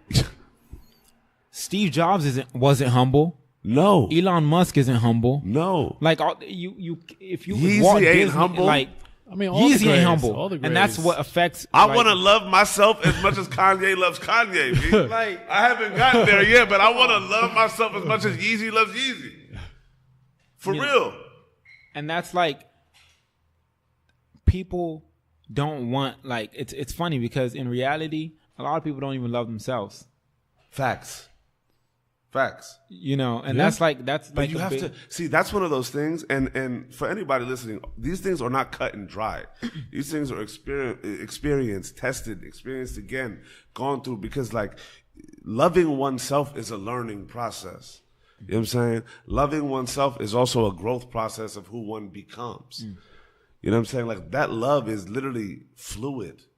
That love is like ever present and ever changing. No, for sure. Our Like, without potentials are. You know what I'm saying? without doubt. Like, you know, I had to come at a place where, you know, due to everything around, I wasn't at a place to love myself. I couldn't. I didn't even know how to. For sure, yeah. But then I overcame all that, you know, using everything and boys have been like mentors and everything, and then I overcame that. So, you know, for people, you know, probably listening, they're like, you know, we want to like to get the rest of the story, because I left them on a it's all cliffhanger. coming. This, like, you're literally it's in building raging in. waters. Yeah. And I'm talking about somewhere in fucking Montana where Yeah. we're in a damn kayak and some floaties. You know what I'm saying? Yeah, so, you know, it's like, you know, I just want to leave a mark Yes. as a collective. Can you imagine if we switched be humble with be vulnerable? Imagine that. I'm gonna start using that. For real. No, not the term, but Off top. be I'm vulnerable. It's instant. It's instantly Like, legit. relieving. No, for real though. Because like, imagine if that rhetoric, right? Being vulnerable and saying like, is expressing it this way. I've been working so hard at this concept. We've applied it here, here, and here. I've time and time again, I've faced this obstacle where people are not believing this. It's past. We're ahead of it, but now I'm here. And now we're getting here. We've made breakthroughs. That's being vulnerable. Yeah. Do you need to be humble to that? That's saying like, I've torn my heart out, right? And it's been dragging behind me, but my mind's still going forward. And I'm picking up the fucking pieces, but we're here now. Does somebody need to not be that? Imagine just the paradigm shift, right? And that's the if problem. we swap that. Well, Yeah, it's, so it's, it's like- crazy. It's almost not okay to be that though. Like, Yeah. if you instantly say be vulnerable and like if you really like apply that concept, it's free, right? Instantly, it's a relief. Vulnerable is being able to look at yourself in the fucking mirror and smile to yourself. Like the only gratification That's or the problem. the We only look for gratification in other people. That's especially my generation. It's happened throughout many generations, but my generation is the worst at that. Your mother could literally tell you you're the best thing in the world. And just because you didn't get more than 100 likes on your picture, you take it down. Because they didn't tell you were great. For real. Like, really? That's how you dictate your whole life based on people's perception of you? That's why people are so limited. And that's why I see so many people who have potential, not even potential, but just the ability to impact, not impacting, not executing, because they're so scared of the what ifs. Yeah. I mean, look, that comes with life, right? Everybody seizes that and realizes that at a certain point, or they don't, right? It's wild because for me, naturally, I was in a state of doing, and naturally, like there were things that were being done very well and building an acumen and building an ability, but I was basing it off of what others' perception was, right? That wasn't the sole, I guess, purpose of it, but that was a deterrent, right? And then when you hit a rock bottom, and then you just look at you and say, look, you're the vessel, and like now you're going, like, who the fuck cares? Yeah. The only person that's going to smile and look back at your life and smile is you, right? And that moment for me was just like, boop, boop. You know, even like these days when, you know, people come up and they're like, you know, how does it, you know, how does it feel to be doing this? Like, how does it feel to have collaborated with XYZ, you know, fuck XYZ. Not for the sake of who they are. I respect everybody. But it's like, am I executing my org chart, my vision board that focuses on transportation, agriculture, communication, energy? Is that getting It's bigger done? than that. It's even bigger than that. But like, No, but even like them, like these are all like pillars. yeah, it's like I'm trying This to shit's get infinite the way you're seeing it. It's like I'm trying to get there, and then when I get there, what we're gonna do is we're gonna cross that org chart out, and we're gonna make a new one. You know what I mean? That's what it is. It's literally about people, you know, do the impossible. The word impossible is my favorite word because I don't believe in it. That's my favorite word. Impossible. You know what impossible means? If you look in a dictionary, you'll find a definition like impossible, something that can't be conceived, or something that's not possible, or something like that, or something that can't be put into fruition. You know what impossible actually means? Fear of the unknown. Off top. Period. Yeah. Either Point fear blank, of the period. unknown or higher than one's intellectual ability. So by default, you know what happens with the word impossible? Every single soul on this earth has their own definition of impossible. If I went to a village in, if I went to a village in West Africa and told them, like a deep ass village, and told them there's a way that I can clap my hands and my lights will turn on, they would say that's impossible. Yeah, for sure. They would say it's completely impossible. For real. It will never happen. Yeah. That It's shit is a unknown lie. to them. It's Yeah. unknown. But if you also think about it, when we say something, when we say something of relation to, you know, anything like, you know, the ability to snap my fingers and for that shoe to come to me, that's impossible. The word impossible is a controlling word. Period. Anyone that uses the word impossible on you is limited by their own intellectual ability and is limited by fear. Those two things. That's literally the word impossible. So like I marvel at the word impossible because I'm gonna make that shit possible. I respect Period. Let me ask you, man. that. I respect that for real though. Why do you want to impact so badly? You know, not everybody does. And it could be just because that's people's disposition. Some people just like to chill at a beach. Be humble. And relax. and listen to some music and enjoy the technology you create. And for them, that's pure happiness. Why do you think for you and where you come from, and not even hearing your full story yet, but just where do you think that element comes from of wanting to impact so badly, wanting to innovate, wanting to make a change or push things forward? Why is that such a heavy drive internally for you? It's in my code to, I mean, that's like a very vague answer, but I'm going to go into it. Yeah. But it's in my code to want to just help. Fuck a legacy. Fuck what they say when Iddris is long gone. I just created this. I just created that. Fuck that shit. Did that benefit lives? If it didn't benefit lives, I don't want it. If it didn't change a mindset, I don't want it. You know what I mean? Like, I dedicate my whole life to just advancing civilization as a whole. Like, that's it. That's all I want. That's my content level. Having like, and this might sound kind of like I want to do everything else in life. I want to have fun. I want to party. I want to like do all that stuff, But my heart is at seeing other people. Like, I literally like these things bring tears to my eyes. Like, I find joy in seeing other people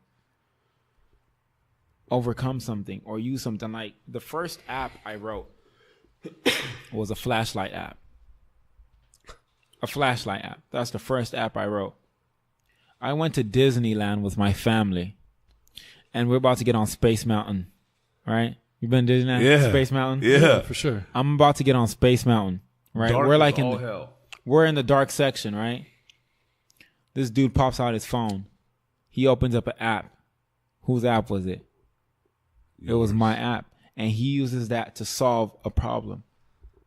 It might not have been a big problem, but he utilized something that I was able to bring to the world to solve a problem. And it just, fuck Disneyland for the day. That made my whole day. I feel you. And not because he utilized my thing, but he solved something that otherwise he couldn't have solved. It feels like you're literally a breathing essence of understanding the importance of self-worth and selfishness with that to truly affect the masses.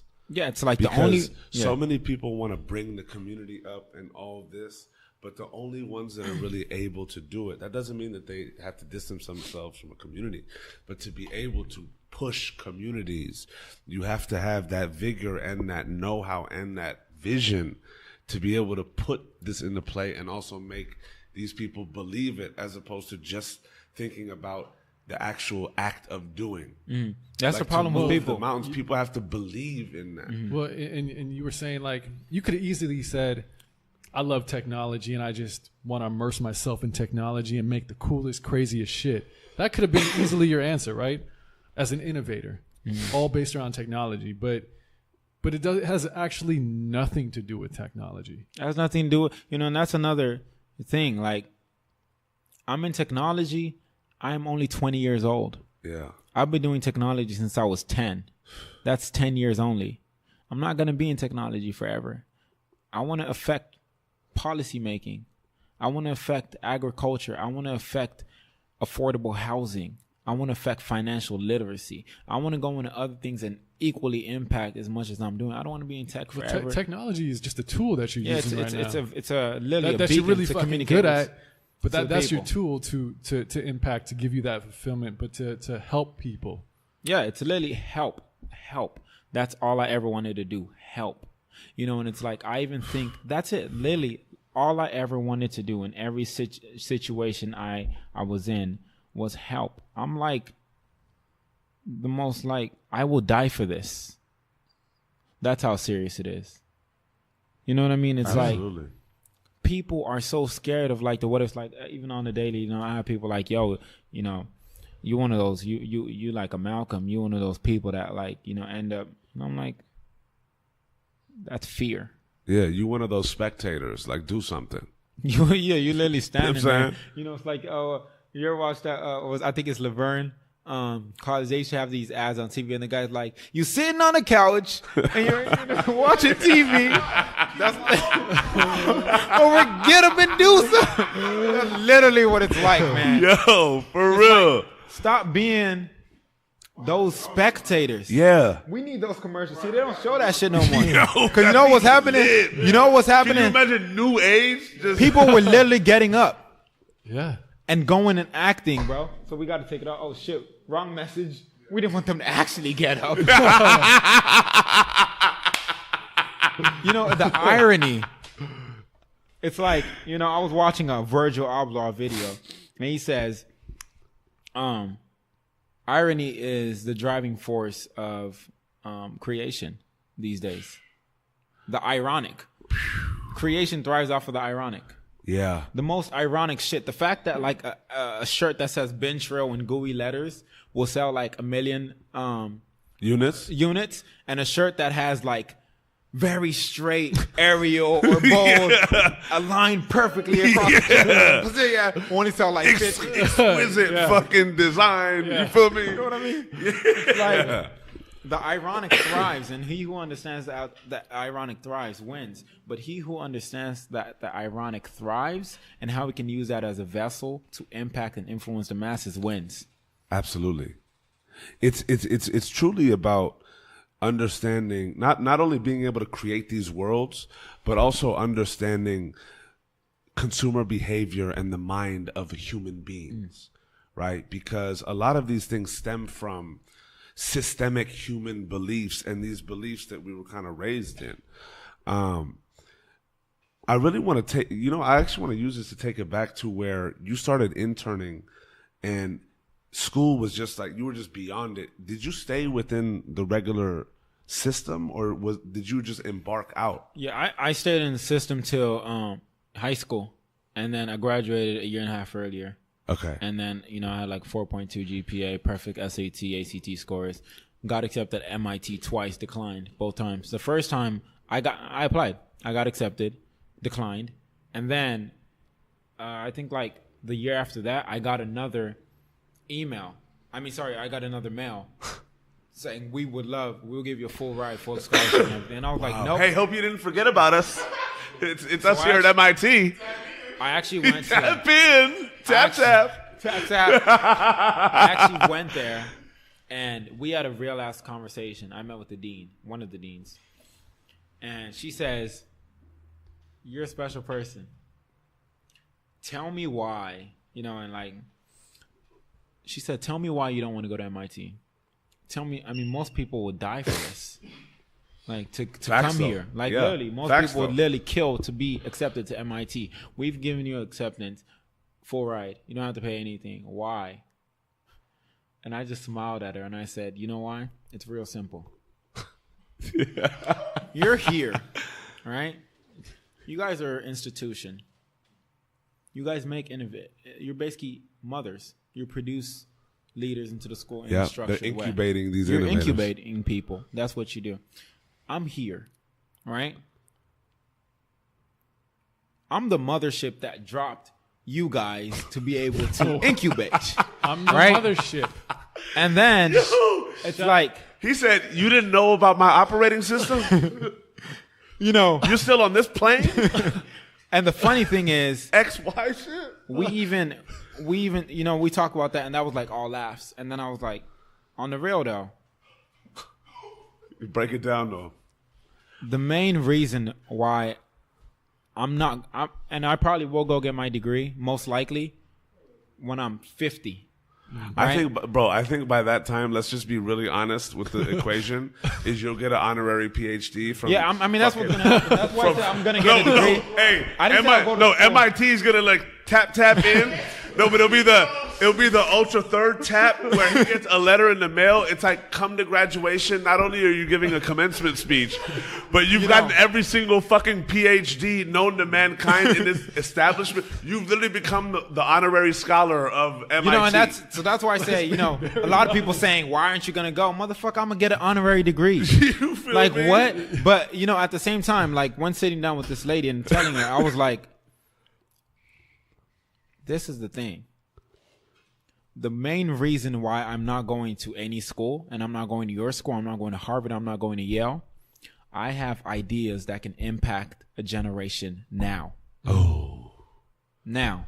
I'm not talking 4 years. I can impact now. So, for example, how can, like, it's When crazy to me. How can somebody not just feel that? Like, fuck your age. Like, fuck your age. It happens. Just like fuck XYZ. Yeah. Fuck your age. You tell somebody that with just that understanding. That conviction. If somebody's in a position of power, I'm just like, yo, like, even Tim Cook, I'm just like, look, can we borrow you for a little bit? Like, can you, here, just live your life. You get salary, right? Let's talk. vibes, energy. Yeah. You know, you think of self-driving cars, for example. I've worked with Uber on self-driving software, and I'm gonna go back to it. We dipping But and I've diving. worked with Uber on self-driving software, right? Not for, with. Yeah. And, you know, that's where it Yeah. kind of like, you know, because it's with, not for. I respect that. And so working and creating self-driving software and realizing that autonomous vehicles are coming. Autonomous, it's here. It's coming, right? 10 years from now, let's just say 120,000 people would have self-driving cars. Everyone's thinking about how cool self-driving cars. No one's thinking of safety. What do? Help. I just want to help.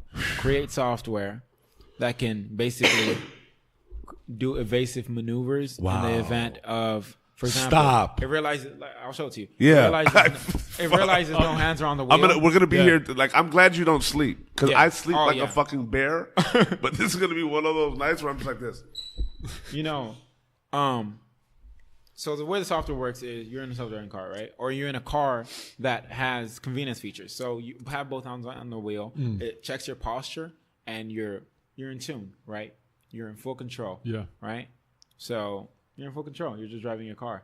Now, let's just say you start to slouch, or you're driving with one hand and you're on your phone with the other hand. Yeah. It will engage a 50-50 distribution. The car will have half control. You will have half control. Now, let's say you suddenly become incapacitated, or you have a stroke or heart attack or something, right? 9 times out of 10, that's going to be very fatal. Yeah. So what the car does is it actually uses all those algorithms, those sensors that are in the car to actually detect that something's wrong, and the car will engage full autonomy and park to the nearest right exit. Wow. So we think of cars in the next 10 years having this capability. Now let's just attach the quote 120,000 lives, right? I wrote that software last year. Had I went to MIT, I wouldn't be able to focus on that because I'm like focused on so many things. And again, this is just for me. I wouldn't be able to create that. Yeah. I wouldn't be able to save 120,000 lives. I wouldn't be able to create, for example, what I did for the Marathon store. It was a statement. Why would a tech dude partner with a rapper?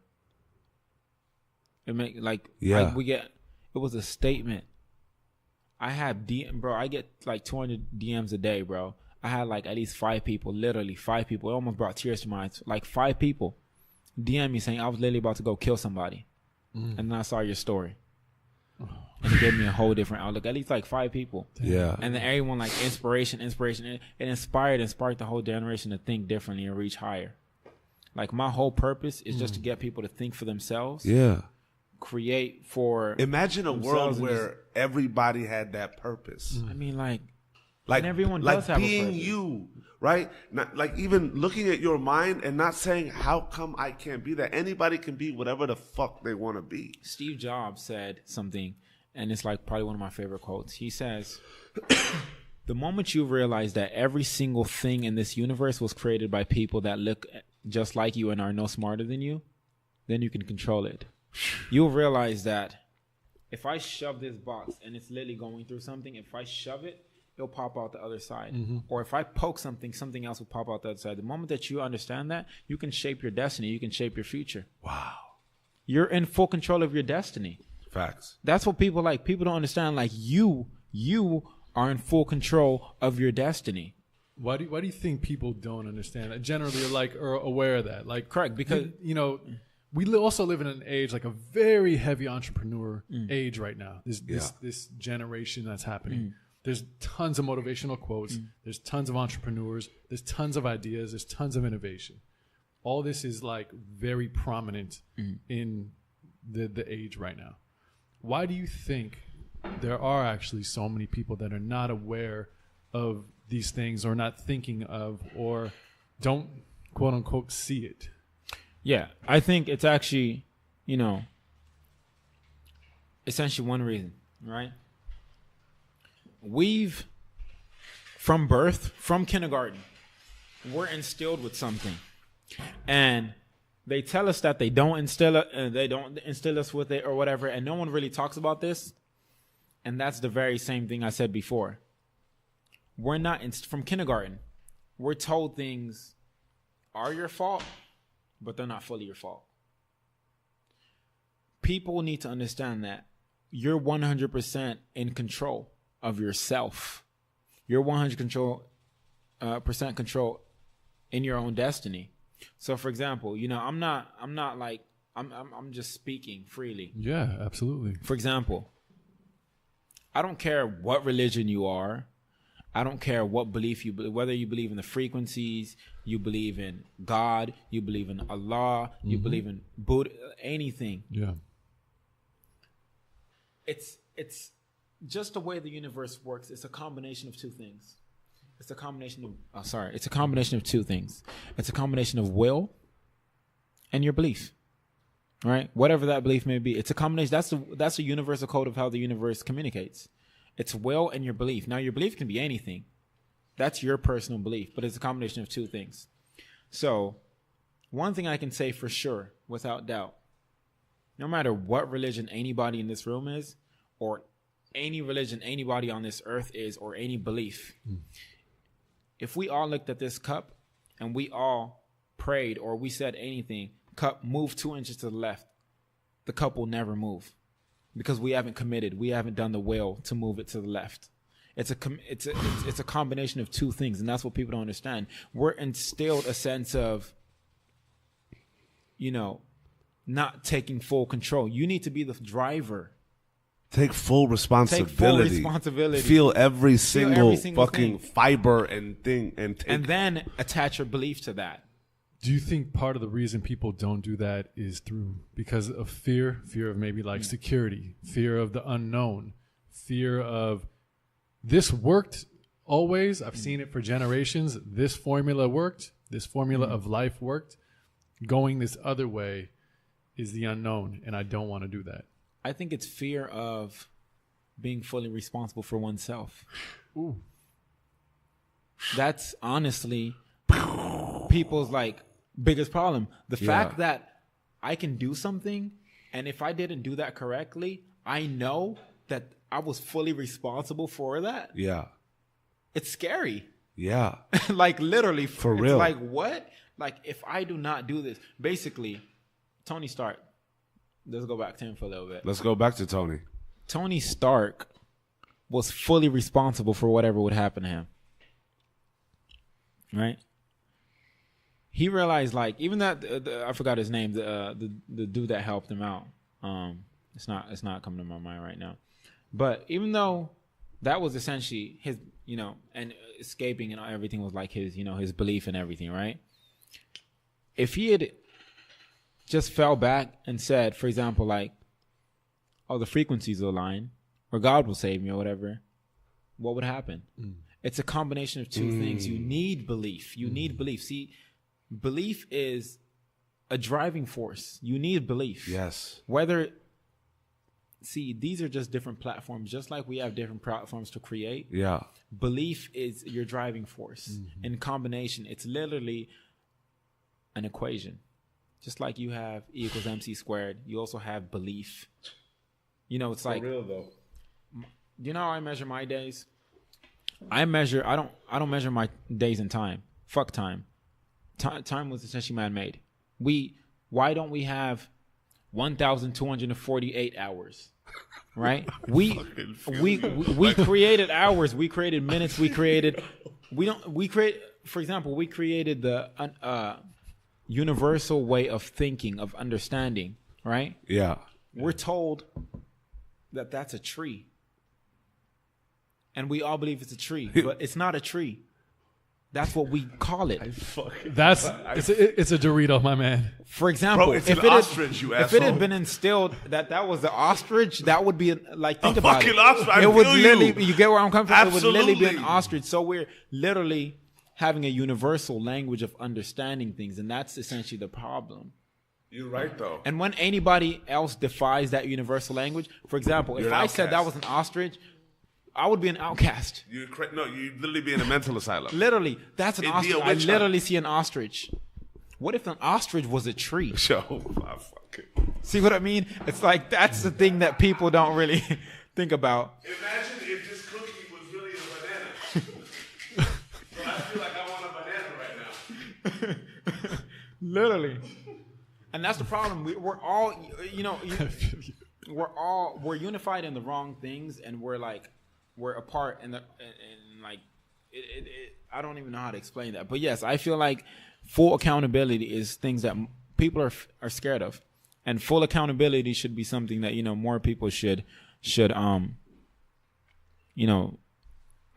apply into their lives. So like I was saying, I do not measure my days in time, hours, minutes, seconds, nanoseconds, milliseconds, none of that. My unit of measurement for time is effort per project. So literally I go, how much effort did I put in this project per day? That's literally it. Or how much effort did I put? Energy is my unit of measurement. How much energy did I spend? Literally. Whether if I was literally saying I spent and X, you're Y, honest Z with your own energy. Yeah. X, Y, Z joules. Like literally that's the unit of measurement. If I was saying joules was like, what I was using, but no, I don't do that. I measure per project. Right. So I work on several projects throughout the day. I say how much energy did I put in any project, not how much time did I have spent on a project. That's the incorrect way. Right. Because energy is what? What did they tell you when you're in school? Energy can neither be. I don't even want to think back to that anymore. It says Please say. Tell me what energy is. Energy can what? Energy can neither be what? Created nor destroyed, but it can be altered into different forms. Energy is abundant. What is time? Time is limitless. They tell you every single day, time is one thing that you can't get back. Make sure you use your time. Energy is abundant. Start measuring time and energy.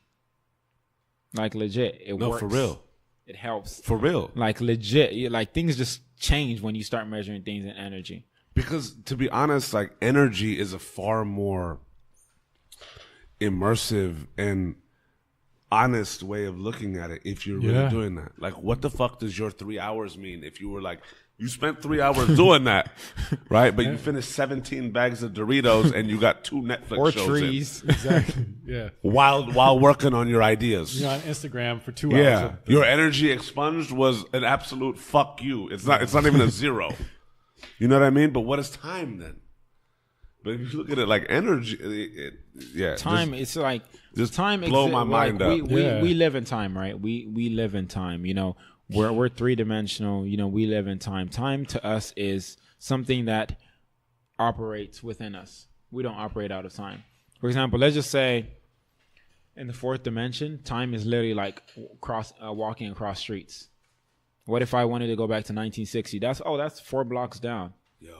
Like, for example, right? For real. Yeah. Like, but in the 3rd dimension, time, we work around time. Time doesn't work around us. We can't bitch time. Time bitches us. Every single body, you'd be like, yo, hey, you got that 8 o'clock. Yeah. Yeah. We literally run to time.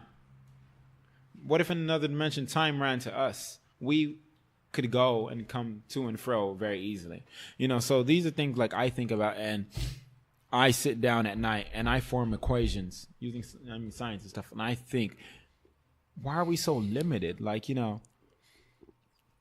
it's like, you're fed bullshit. Yeah. And all these things, and it's like, there's a quest to, and those who know and start talking, talk that talk, bro. But it's like, I don't care. Yeah.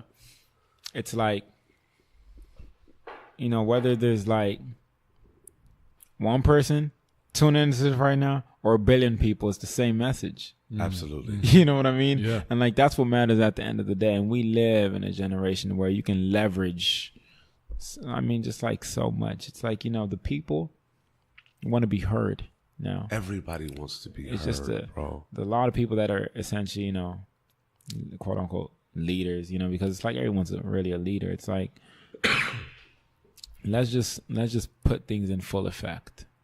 Let's not be half-ass about it. If you're a leader, be a leader. Don't be a halfler or whatever. Be a fucking leader. You know, or a heater. Don't be a heater. You know, lead the people. Along the way, you know, once you really started stepping into the application side of these things, who were some of the you know, you talk about age being one of those. You talk about age being one of those things where, and like, you feel me? Yeah, off top. I want a Dorito. You did. I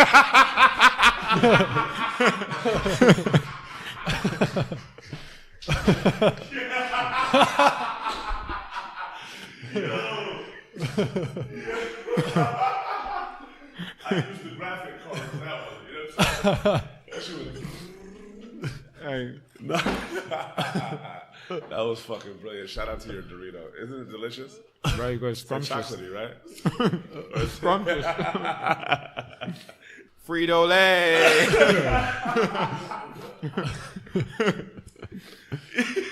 New and enhanced formula and shit. Oh man, that was incredible. Who were some of those, like, that's a constant fight for acceptance. Who were some of those people early on outside of academics, right? That naturally can really guide the self-fulfilling prophecy of one's own mind. Who are some of the people that like were in your world that really took a liking and took a approach of nurturing to your gifts early on, and just the way that you viewed the world? Because that's change agent mentality. No, throughout my life, like, there have been moments where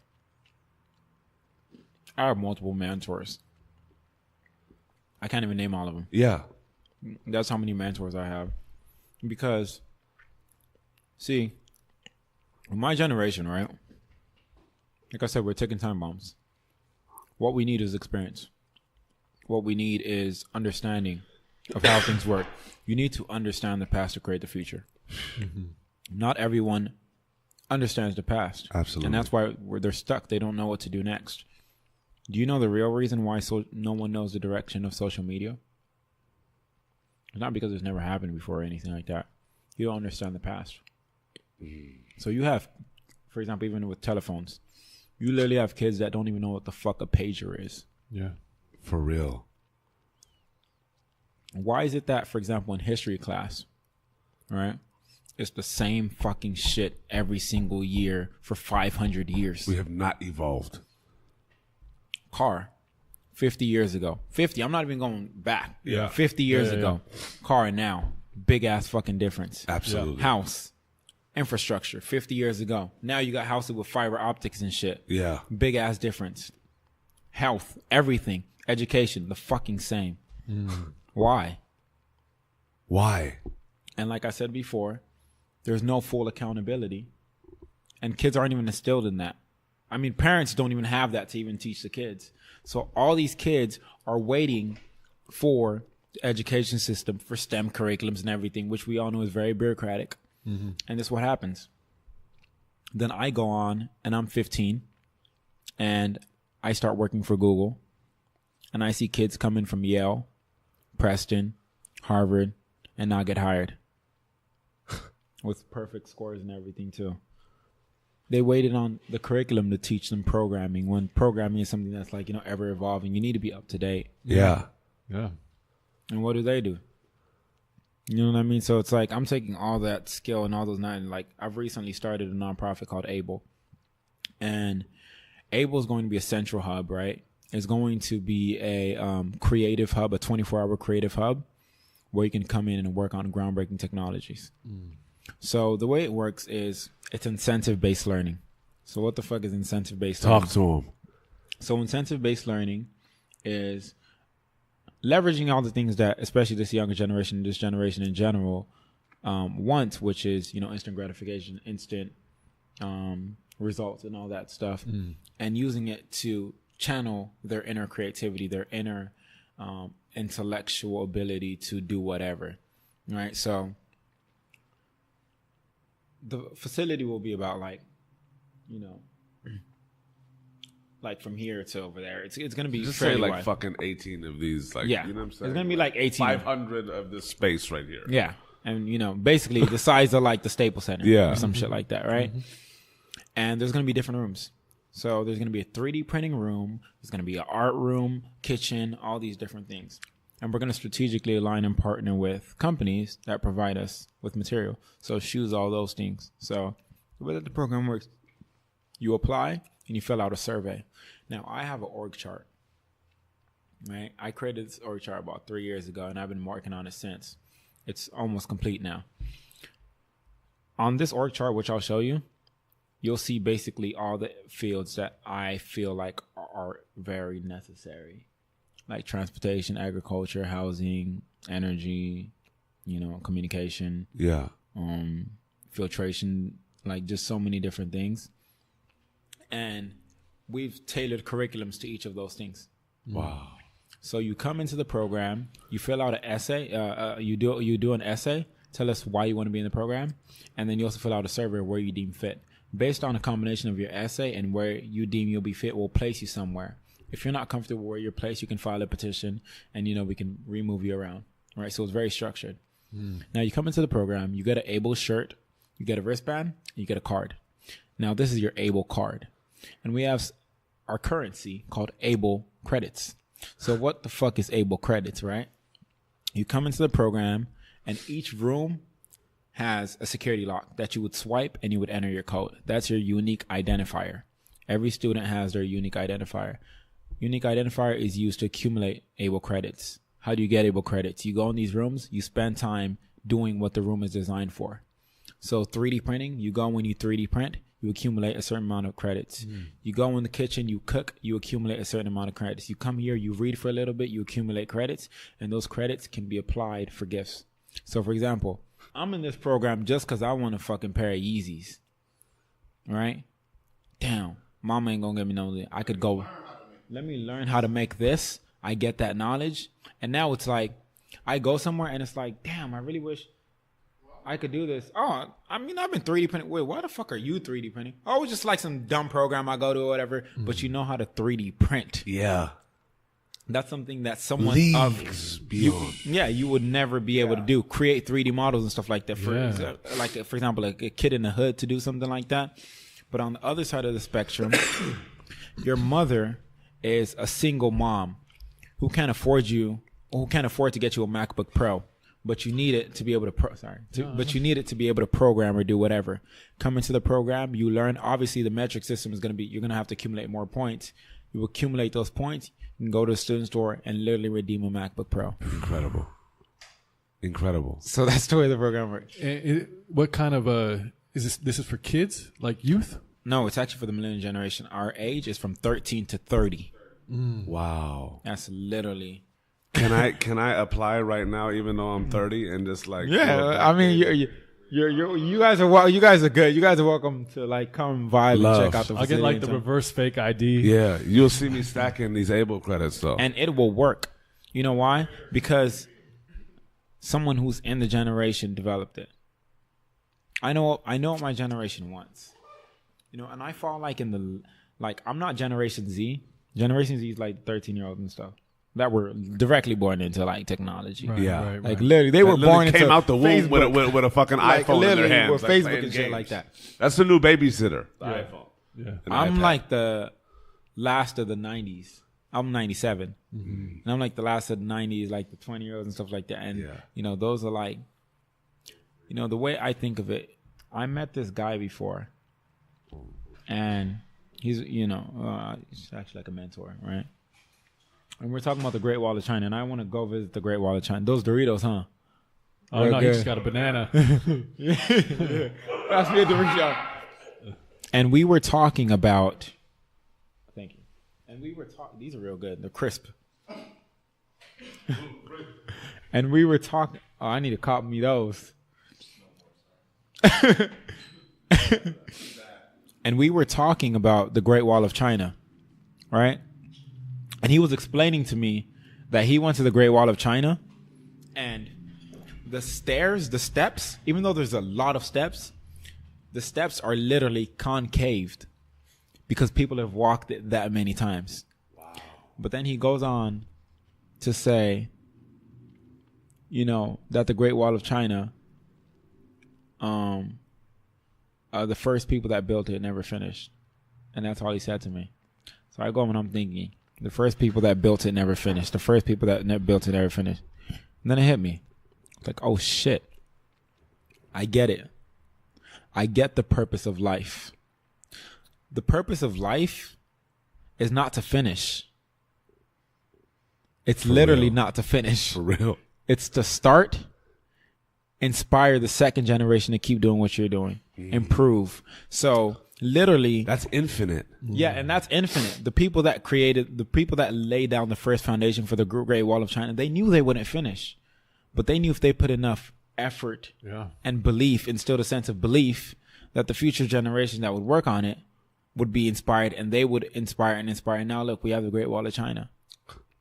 Isn't that like for real fucking dope as shit? Yeah, that's just like that's the purpose of life. The purpose of life is provided you of course, want to impact. Yeah.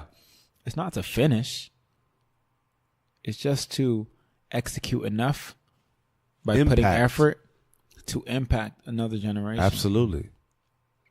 And that's the problem. And that's the problem. Like literally people don't want to focus on things that they won't finish. Like, if I get it, I'm not even touching it. Imagine knowing that you're not going to finish anything.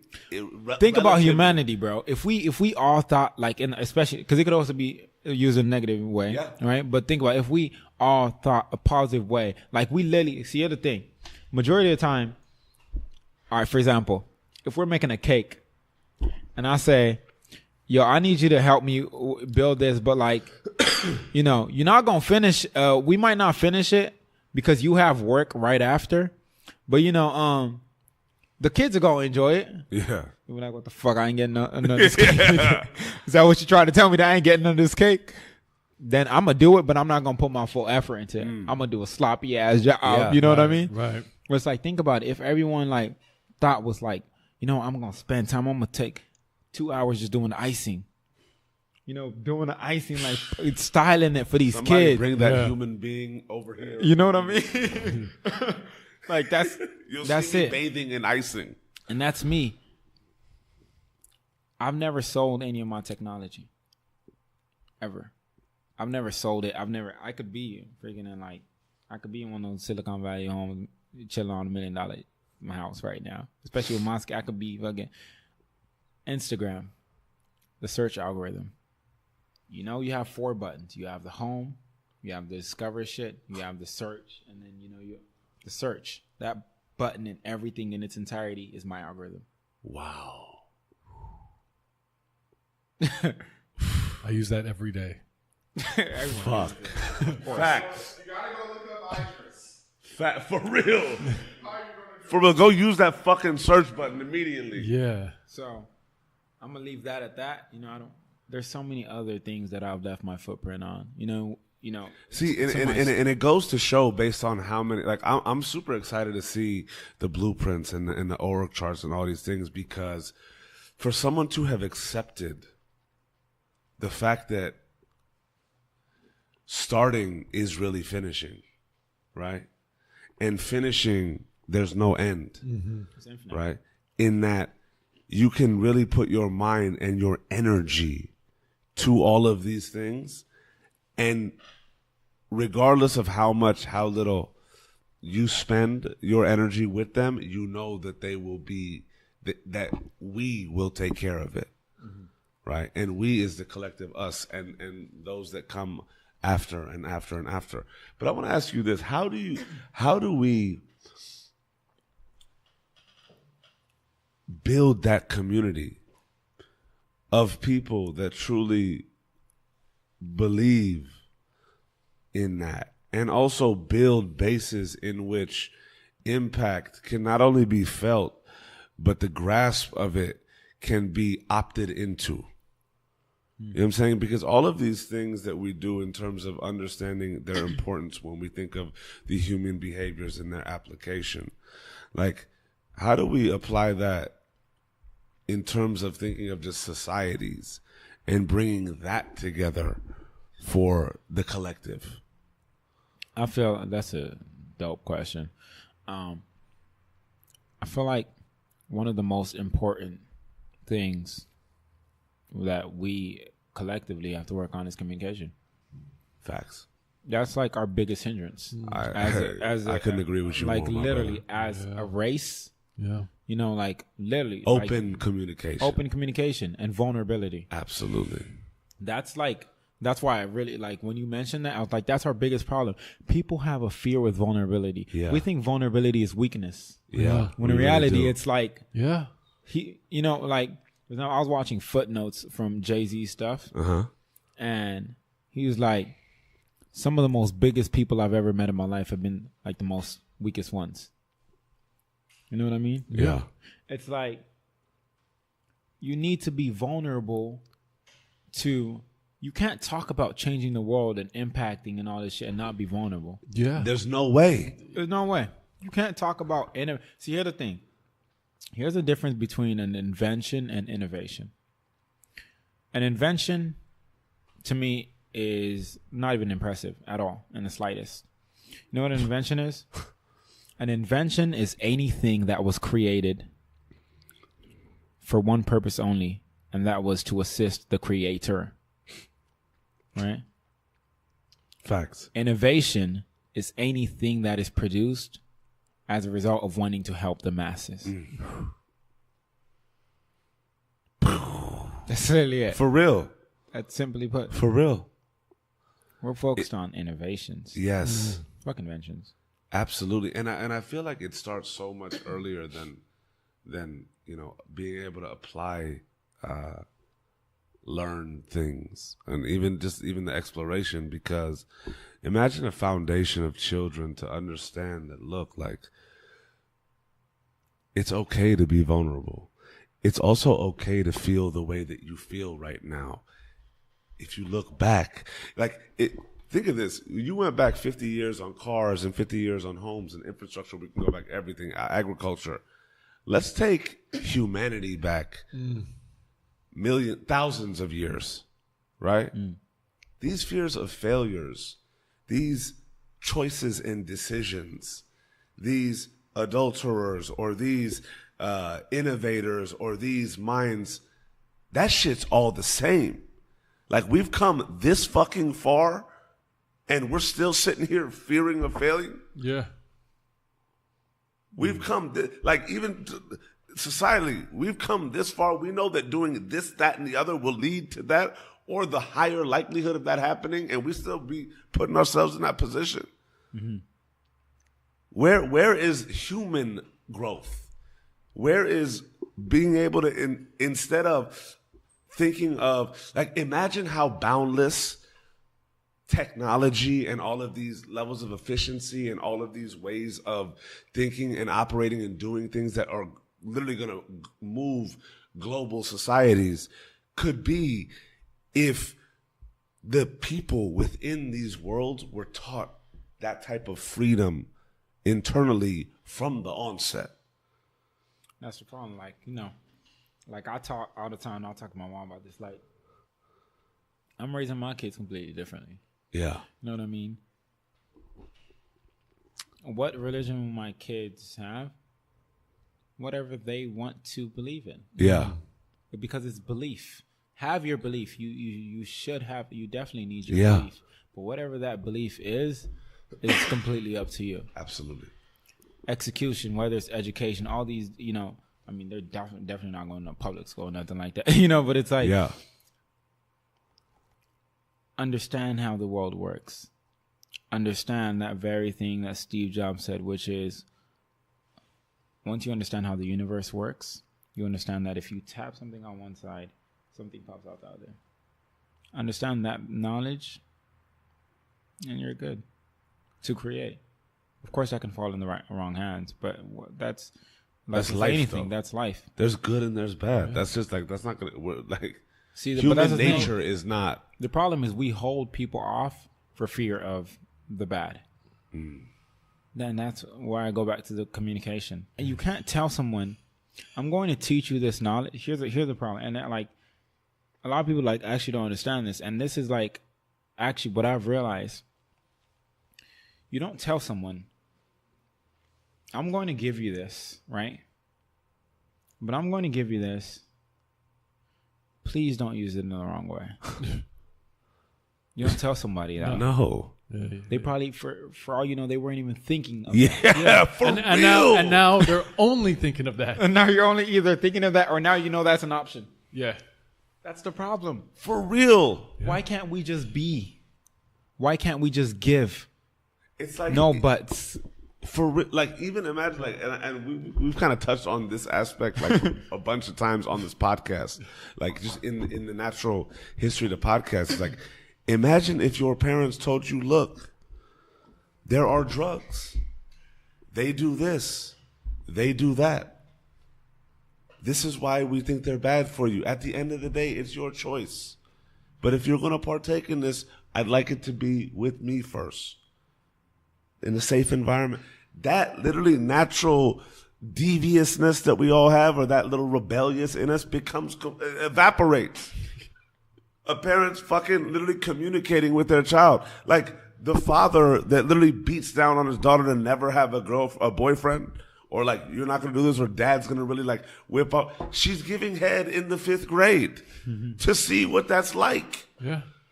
But if people openly communicate, to know that there are channels of people to literally speak to one another, like, look, bro, like, I'm feeling this type of way. I know you're Iddris Sandu, but you're also a friend of mine, and I'm going through this right now. And to have the response be, what can we do?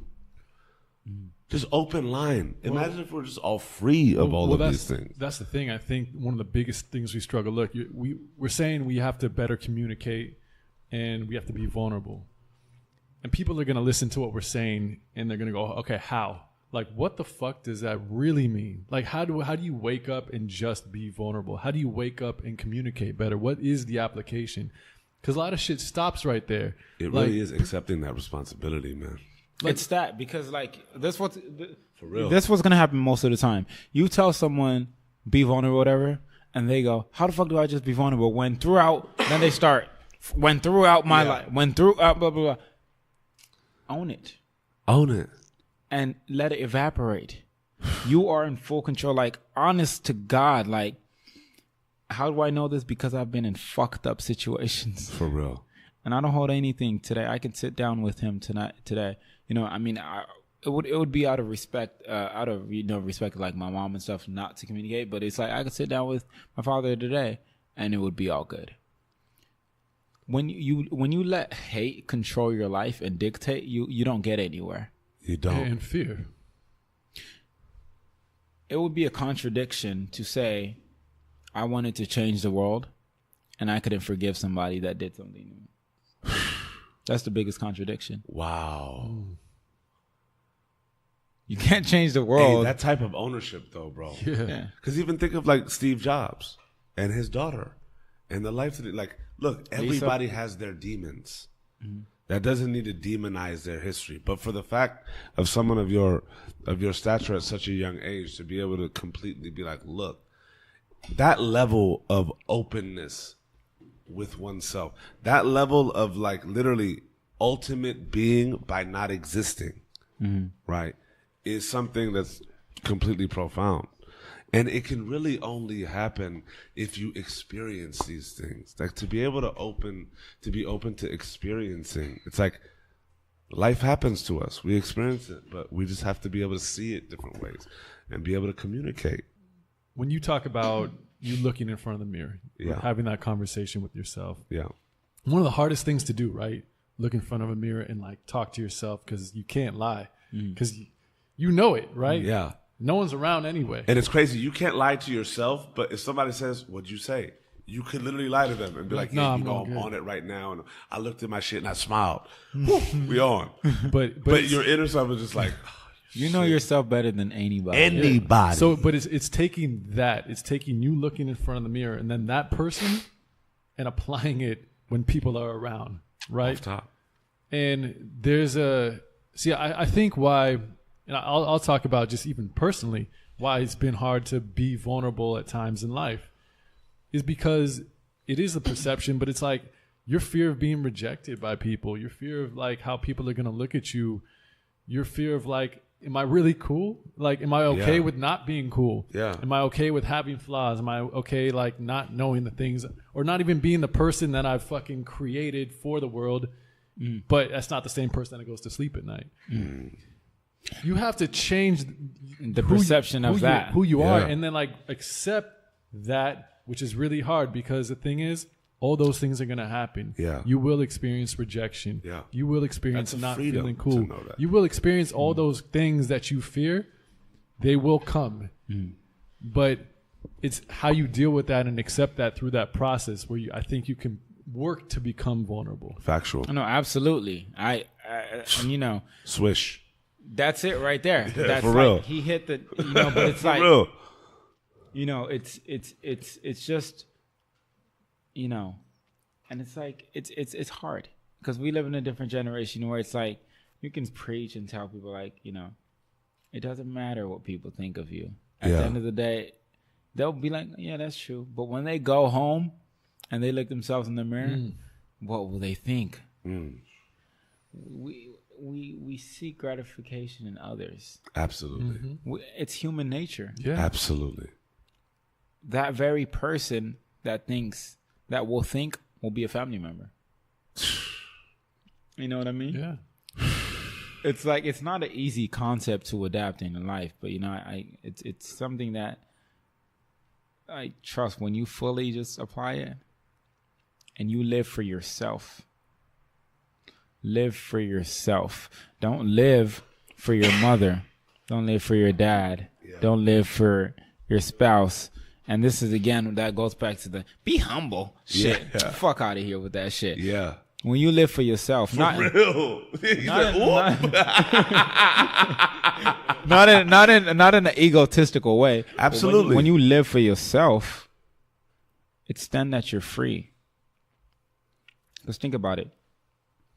For example, and it's human That's nature. freedom, bro. It's human nature to want to, you know, live for other people. But when you restrict yourself from doing something, for example, I'll use like a relationship. In your relationship, there are certain things you won't do, right? Not because you can't do those things, because you respect boundaries. Yeah. It's morale. Yeah. It's Absolutely. human nature. But can't you physically go and do something? You know what I mean? Sure. Absolutely. That's human nature. Yeah. But we just need to channel that. That's positive human nature, of course.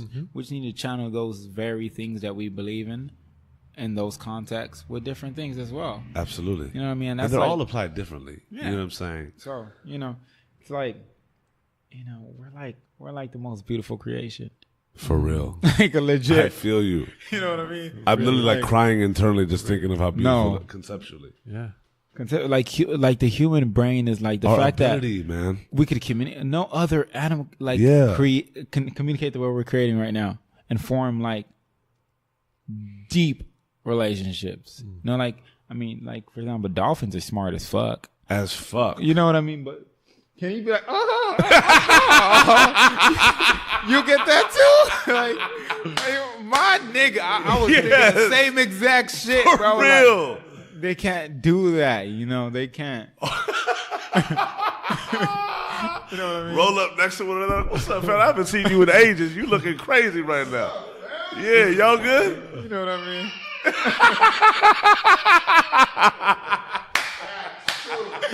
You know what I mean? Yeah. It's like, Respect, my G. again, I didn't say it's impossible for them to do that. Yes. Yeah. No. Off top. And we don't really know. You know, it's for example, like, is anyone a vegetarian or vegan? No. You I was? was vegan for 15 minutes and then Okay. decided Let me to- tell you something, right? So, I had a chemistry teacher, and we were talking about pollination and stuff like that, blah blah. And it was funny because we were talking about, carnivorous people, essentially people that eat meat or whatever, Yeah. or anything that eats meat, really. And then we were talking about, herbivores and, just these different things. And then, he's like, And then I think somebody in the room was like, it's bad to eat animals because they have a conscience and all this shit. And then I was like, what if plants have fucking consciousness? Yeah, exactly. bro. Exactly. Like, I'm legit serious. For real, though. Like, how the fuck would you know? Like, plants Real. communicate like, you with pulling each that fucking other. flower out to give They it to communicate your girl each and other. Do the fucking she loves me not. You killing that and torturing the shit out of it Like, at the same plants time. communicate. Yeah. We No, just don't speak I their feel language. you. You know what I mean? It's like, for Yeah. example, like humans, we communicate differently. So, for example, whether I was speaking English or I was speaking Farsi, and you saw me, and for example, like, let's just say I was speaking, for example, I was speaking Jamaican. Yeah. And I was being, Interact and go right now. Do it. I don't speak Jamaican. I speak 5 languages, but Jamaican. Respect. No, not one of them. But let's just say, Fire starter over here. I feel you. let's see. Oh yeah, Wagwan. Let's just say. Wagwan.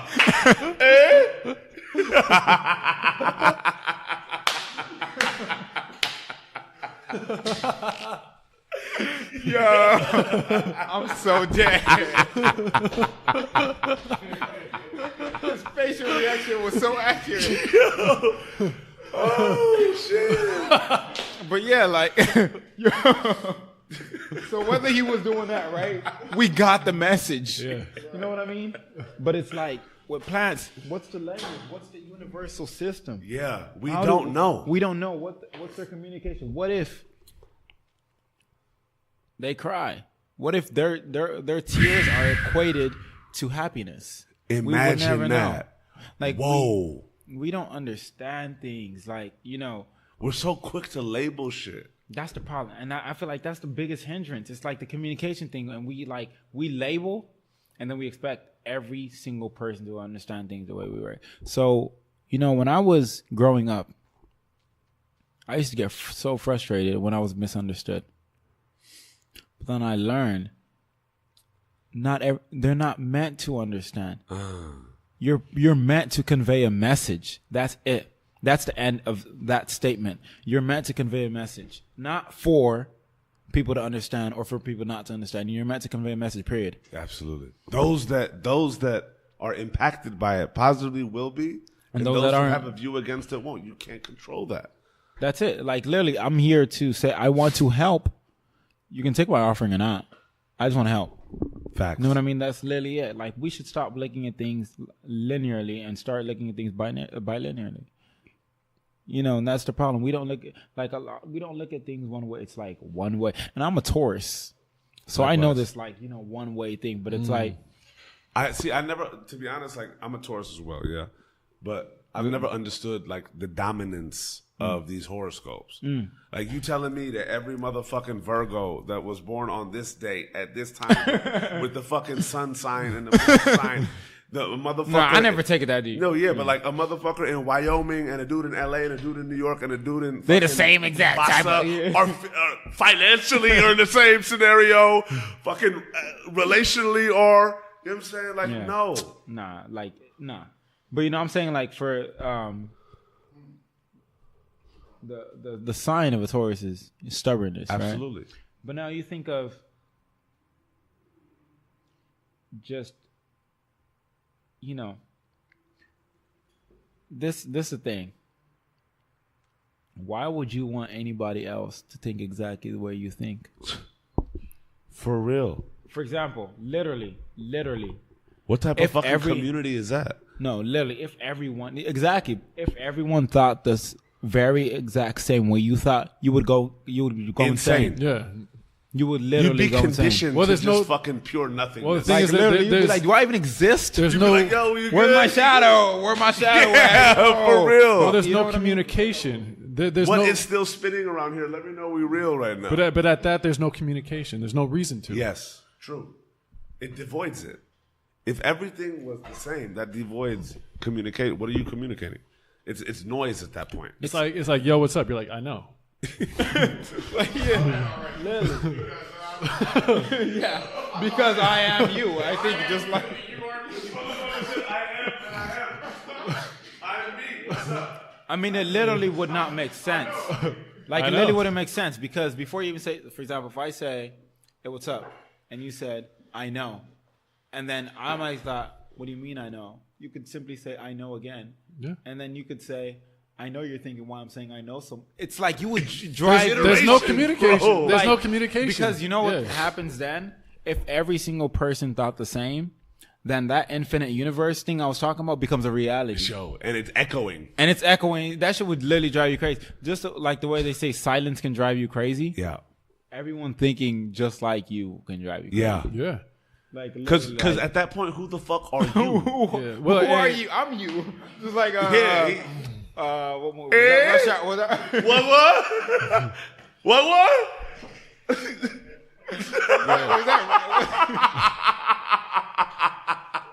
Was that Rush Hour? Where he was like, I'm you. That was Rush Hour, right? Yo, he said, what?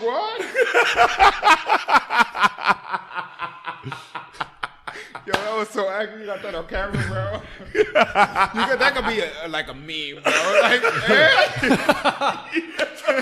send that to the homie. Yo, that meme is about to go crazy right now. Yo, that shit will go viral, bro. And we gotta crop that.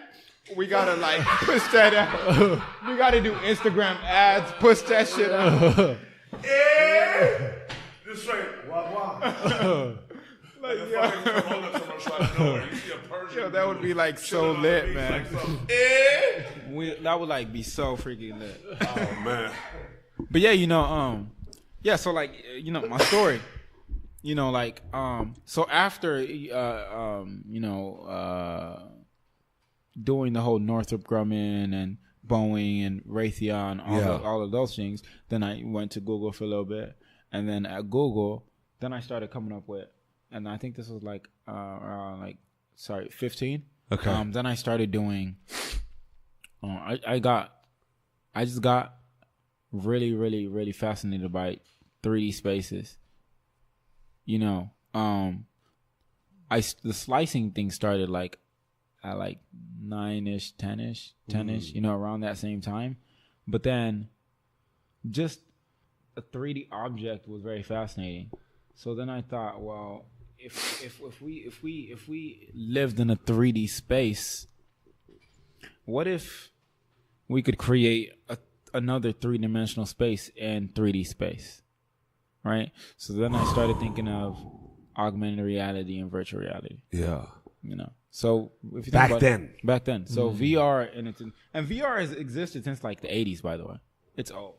But I was thinking of like, wait, I just realized something. Did you know that you can create, like, this is what we don't understand. We can literally, and we're barely at the beginning of this, we can create infinite universes in a 3D universe. Oh, wow, you're right. You know what that means? That basically means I can wear VR goggles, and in that it could be another person wearing VR goggles, and in that another person wearing VR goggles, Like and looking in through that, the mirror, through the like mirror. literally, and it could be infinite, and basically it's 3D spaces and 3D spaces and 3D spaces and 3D spaces. So what the fuck is that? A mind fuck. It's like 1D is linear. You can only go front and back. 2D, you can go front, left, back, front, right? So it's like square, right? 3D, it has depth. Yeah. 4D, or you think of what's next after you. Then you come to things like the tesseract. So a tesseract is basically cubes, like I think 5 cubes, and it's a weird object. It can't even be represented in. You can find drawings of it, but it can't be represented in 3D space.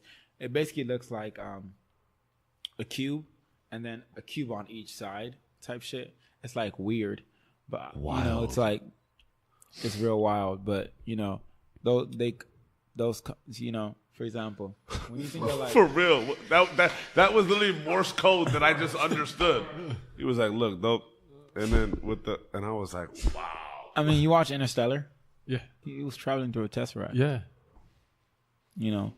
Time can be linear. Time can be, for example, I think of Einstein. And if I were everything is operated off of fear, bro. Like if I for example, if I scientifically prove that I can hold my hand and do some Darth Vader shit, and this chair will start like levitating and shit. They say that Satan exists. Or whatever. Do you know what that does? Yeah. Like if I literally prove, or if I literally levitate that over like real shit, like not know we have like, you know, we're acting some shit. It'd literally be the League of Legends out of nowhere. And I just like levitate that. Do you know what that does? That discredits every scientific freaking discovery as applied to gravity, as applied to, you know, space. Absolutely. Everything. And it discredits every fucking thing. And Einstein shit suddenly becomes like so big. You know what I mean? Yeah. It's like, it's all operates off of fear. It's like, I mean, of course there's other things. It's like, I'm going to find an element before I die.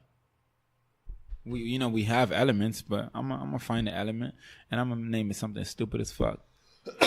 And I could do that because it's my element. Yeah. They got, like, I remember when I was a kid, I memorized all the periodic table. Mm-hmm. And you have like, you think of like hydrogen, helium, beryllium. You have like all these weird ass aliums and shit. Yeah. And other names. Gangstrillium. I'm gonna fucking name my shit. What's his name? Titty Boy. Shit. I'm gonna name that shit after 2 Chainz. One better be Pootie Tang then. Imagine Titty Boy and Pootie Tang. Or Wagwan. Oh, Wagwan. You're gonna name it some weird shit. You know what I mean? Like, you have to put the accents on it. So like when they're actually teaching that shit in class, they have to say it just like that. Yo. Wagwan. Yeah. A little off. It's like, nah, sorry.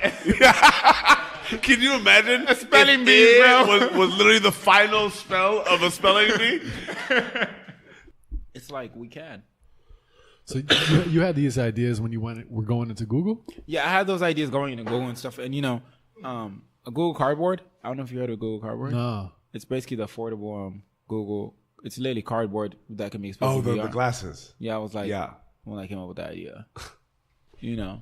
Yeah, and then after brush that off. After Google, then I would go on Twitter and do database infrastructure, and then I left Twitter, and then I went to Instagram, which I just talked about, and then Snapchat, and then after Snapchat, Uber. You know, so he's hitting all the monsters, and even before that, high school started, all right, and you can literally search the app store right now. That app is still there. I created an app for my school, Narbonne High School. And the funny thing is, like, I told you I wanted to help and I wanted to impact and stuff, but I didn't really have guidance. So, I just said, fuck it. Let me just do something. So my freshman year in high school, I made an app. One thing I hate disruption as applied to chaotic disruption, like chaotic disruption, anything that basically destroys the normal workflow. So for example, if we have like 10 staff members and opening day of school, like none of those staff members are in the office because they're helping students get to class, that's disruption right there. That's like workforce disruption. And so that really bothered me. So I basically wrote an app that was basically a Google Maps for our school. It could give students turn-by-turn directions to the classroom just based on where they clicked. And then like I basically like created an Instagram for our school. It was called Gachogram. And like it would give like updates. Like if we're having a pep rally, everybody would get a notification like that's lit. Pep rally right here. And so I was going to high school and shit like that, and I convinced them to start it. Man, I'll get into that in a bit, right? But then 3 weeks later, I like literally open up my emails, and you can see the header in the email. It literally says White House. Oh wow, United States.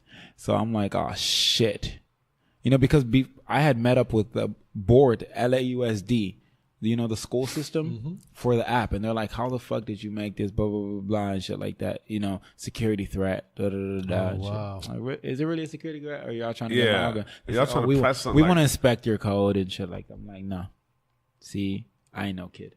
Yeah, I'm not about to boss me, all right? Yeah, like, yeah. Would you? Okay, yeah, we would love to like offer you a job here and stuff like. I was like, I'll pass, thank you. Yeah, But then I open the email and it says White House, United States, and it says congratulations, President Obama would like to congratulate you and blah blah. So I basically fly out to DC, meet with President Obama. Light work though. And Yeah, you know, Barry O hollered at me and he was like, you know what I'm saying, son, you know, we've been seeing these things. yeah. I just want you to come through. And like, Barry, you know, tap in with me. he actually sent me a personal email too, but just for security clearance reasons, we're not going. He hit me on the pager. You know, and then no, you good. And then I like literally, no, you good. And then I literally, you know, that was funny.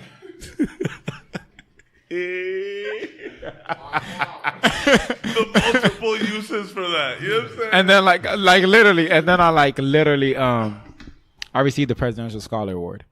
Wow. And the year after that, I met again, and I was commissioned to start the first youth-led STEM commission in LA. What was that like? Wow. Oh, it was awesome. Like when you talk about helping the people, like to go And see, like, sit down with a leader, like, yeah, and the first black president. yeah, it means a lot. The reason why it means a lot is, to me, is like, there might never be another one. Yeah. It's not impossible, For real. but it might not be another one. Can I ask you, like, just in that experience, like, what was that conversation like? Because, like, just from coming from somebody that, look, like, naturally it's an experience. Naturally it's an honor, all these things.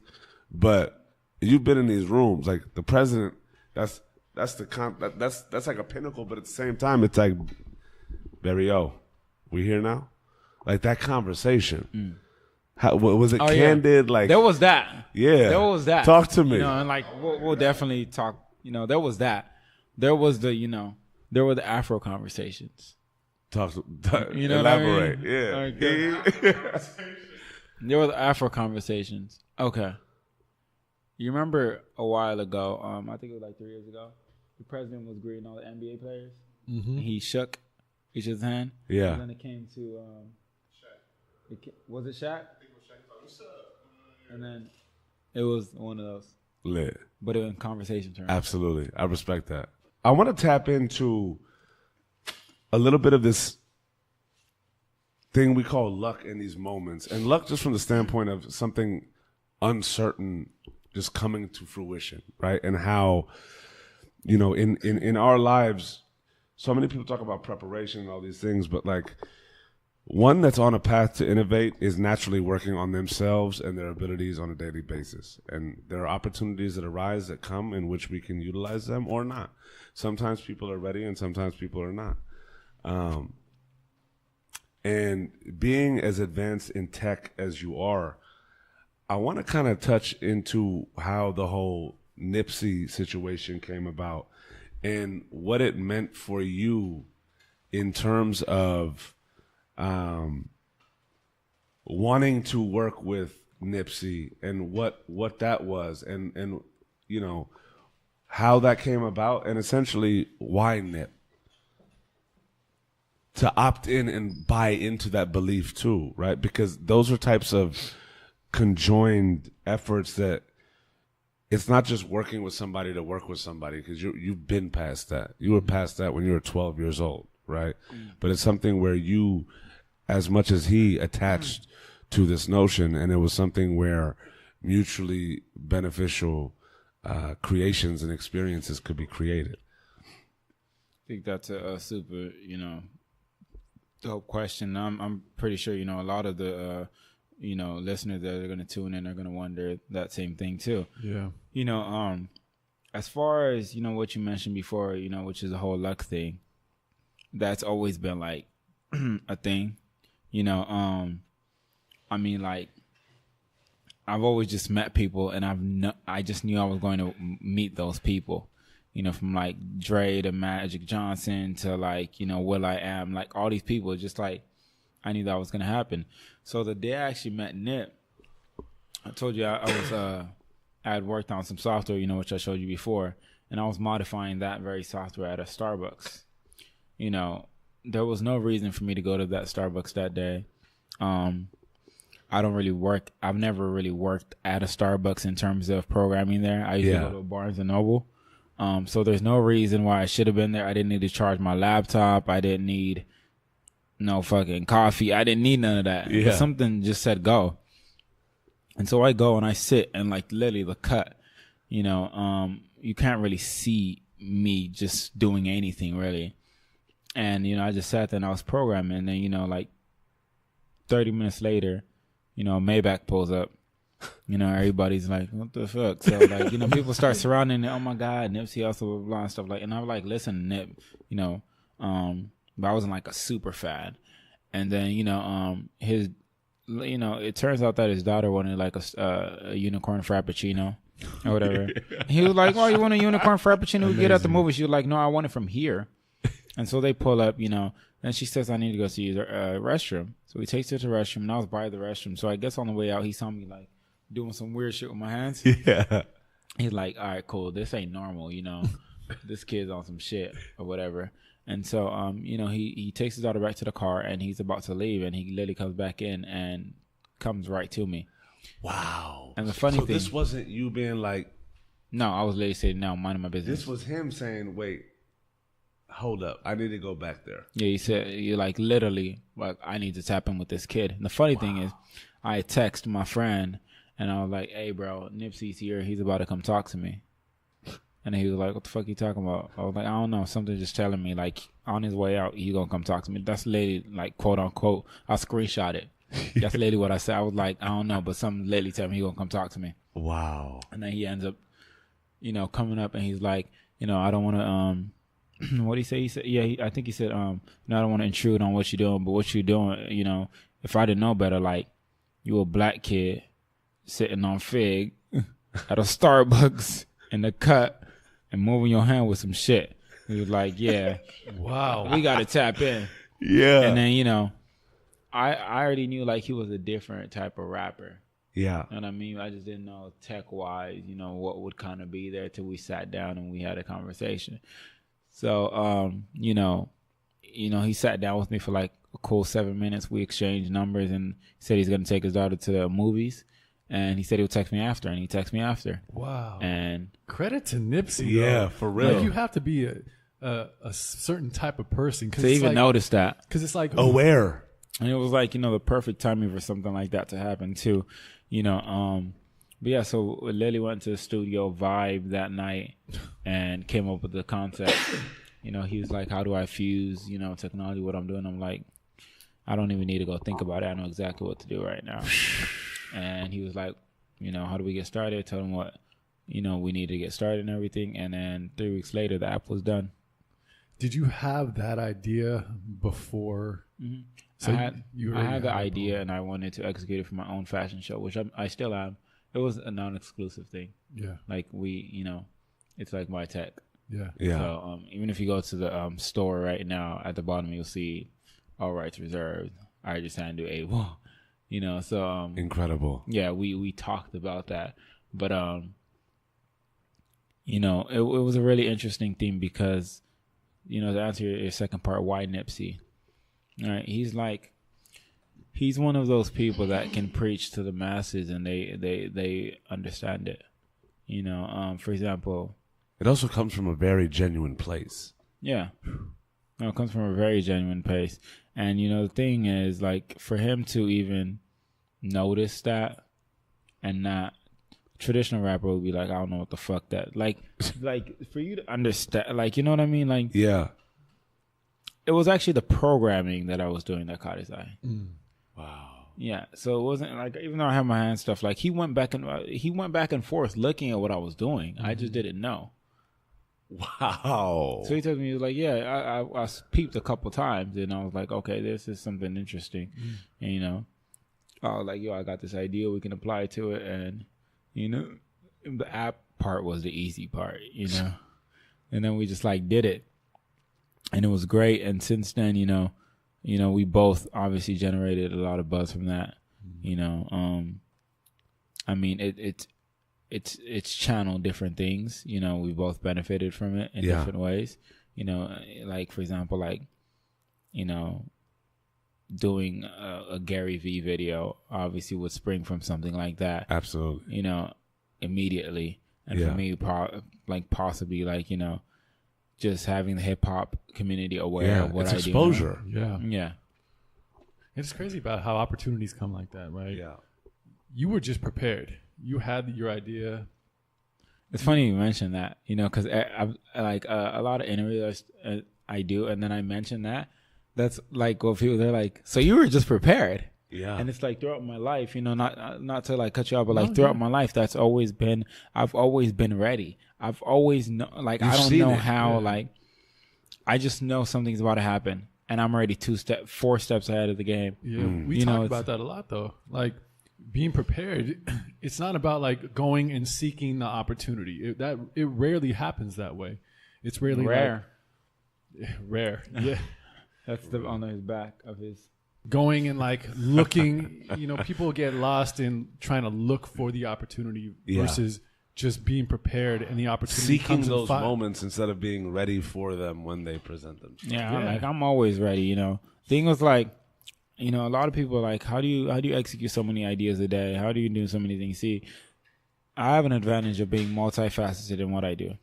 So if I have an app idea, I can generate the icons, I can do the illustrator, I can get the sounds, and I can do the code to work it to some level where it's presentable.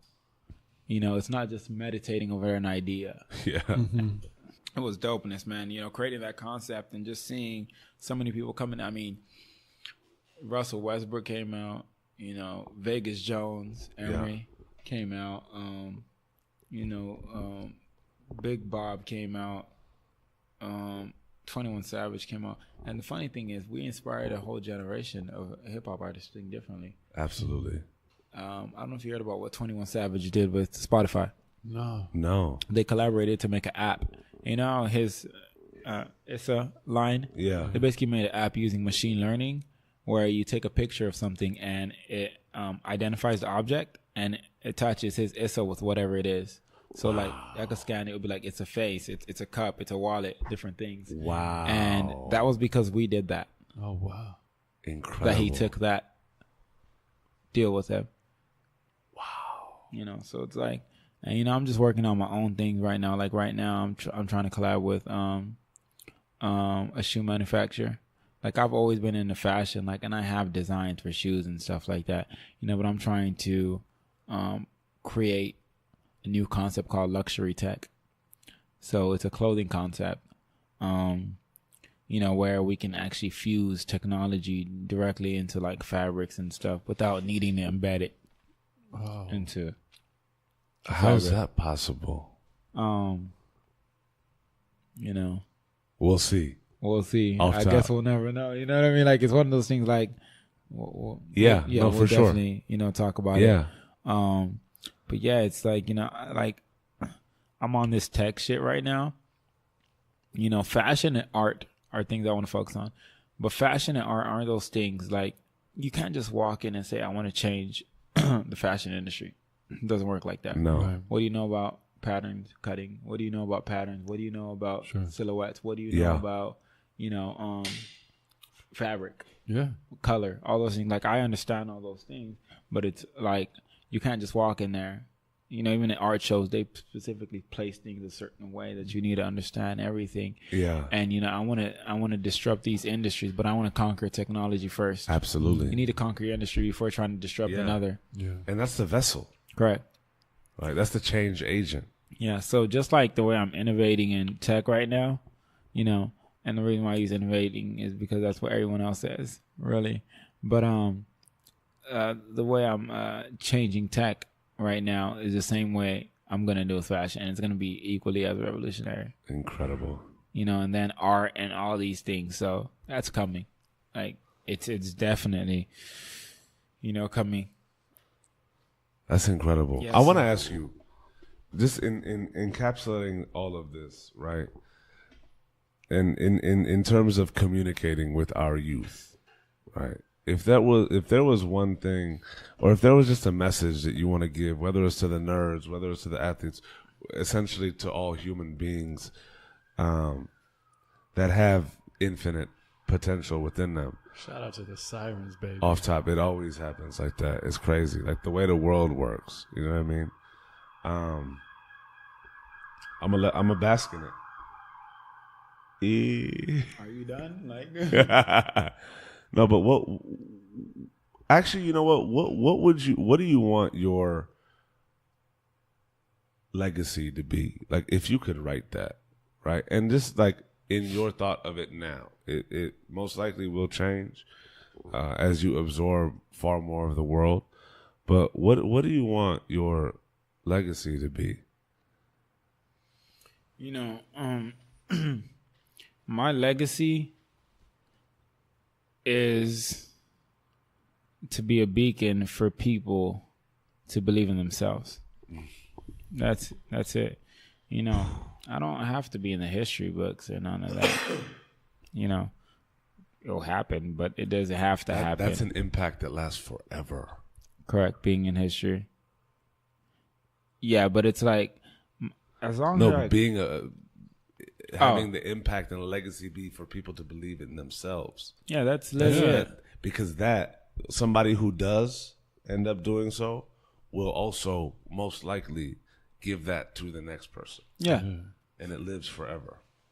Yeah, that's simply my message. Incredible. Be your biggest role model. Done. You know, Beautiful. that's it. I'm one of my own role models, and people don't want to hear that and stuff like that. But it's like, humble. damn. Yeah. Say you it. should be Yeah. your Say it own proud. role model for everyone. Yeah. And that's the thing. It's like people don't really ever listen to the full message. They just hear what they hear, and that's it. And Yeah. they shut everything else out. I'm my biggest role model, but you should also be your biggest role model as Absolutely. well. I'm And not saying believe you it. correct, and just believe in yourself. Like literally, the codes of things I say are the codes to self-esteem. Things I say are the codes to just being you. You know, it's like Because we are. because we are. That's it. As Be you you. are. As you are. You know, be you. Do you. Execute you. You know, just Find you. find you. Everything you. Love you. Love you. Yeah. Love you. He said, Every you. whose man's Yeah. this? Whose man's? What? It's so funny, bro. But yeah, like, you know, that's really my message, man. My generation, my message is just to be a beacon for the generation to, you know, be their biggest idols. My brother, you are a ray of infinite light. Thank you. And it's been an absolute honor and a blessing for us to go through this story of yours and really just tap into not only what you're doing in the world, but the way in which you see it. Because I think that it's something that anybody who breathes and has an essence of being can really learn from and learn something from, whatever it may be. But I'm completely inspired. I admire who you are as a human being, and I admire your convictions and your beliefs. And I can't wait for the world to continue to be impacted by your pursuits. Thank you. Thank you very much. That means a lot. And that's love. 1 billion. Thank you. And I dropped the mic.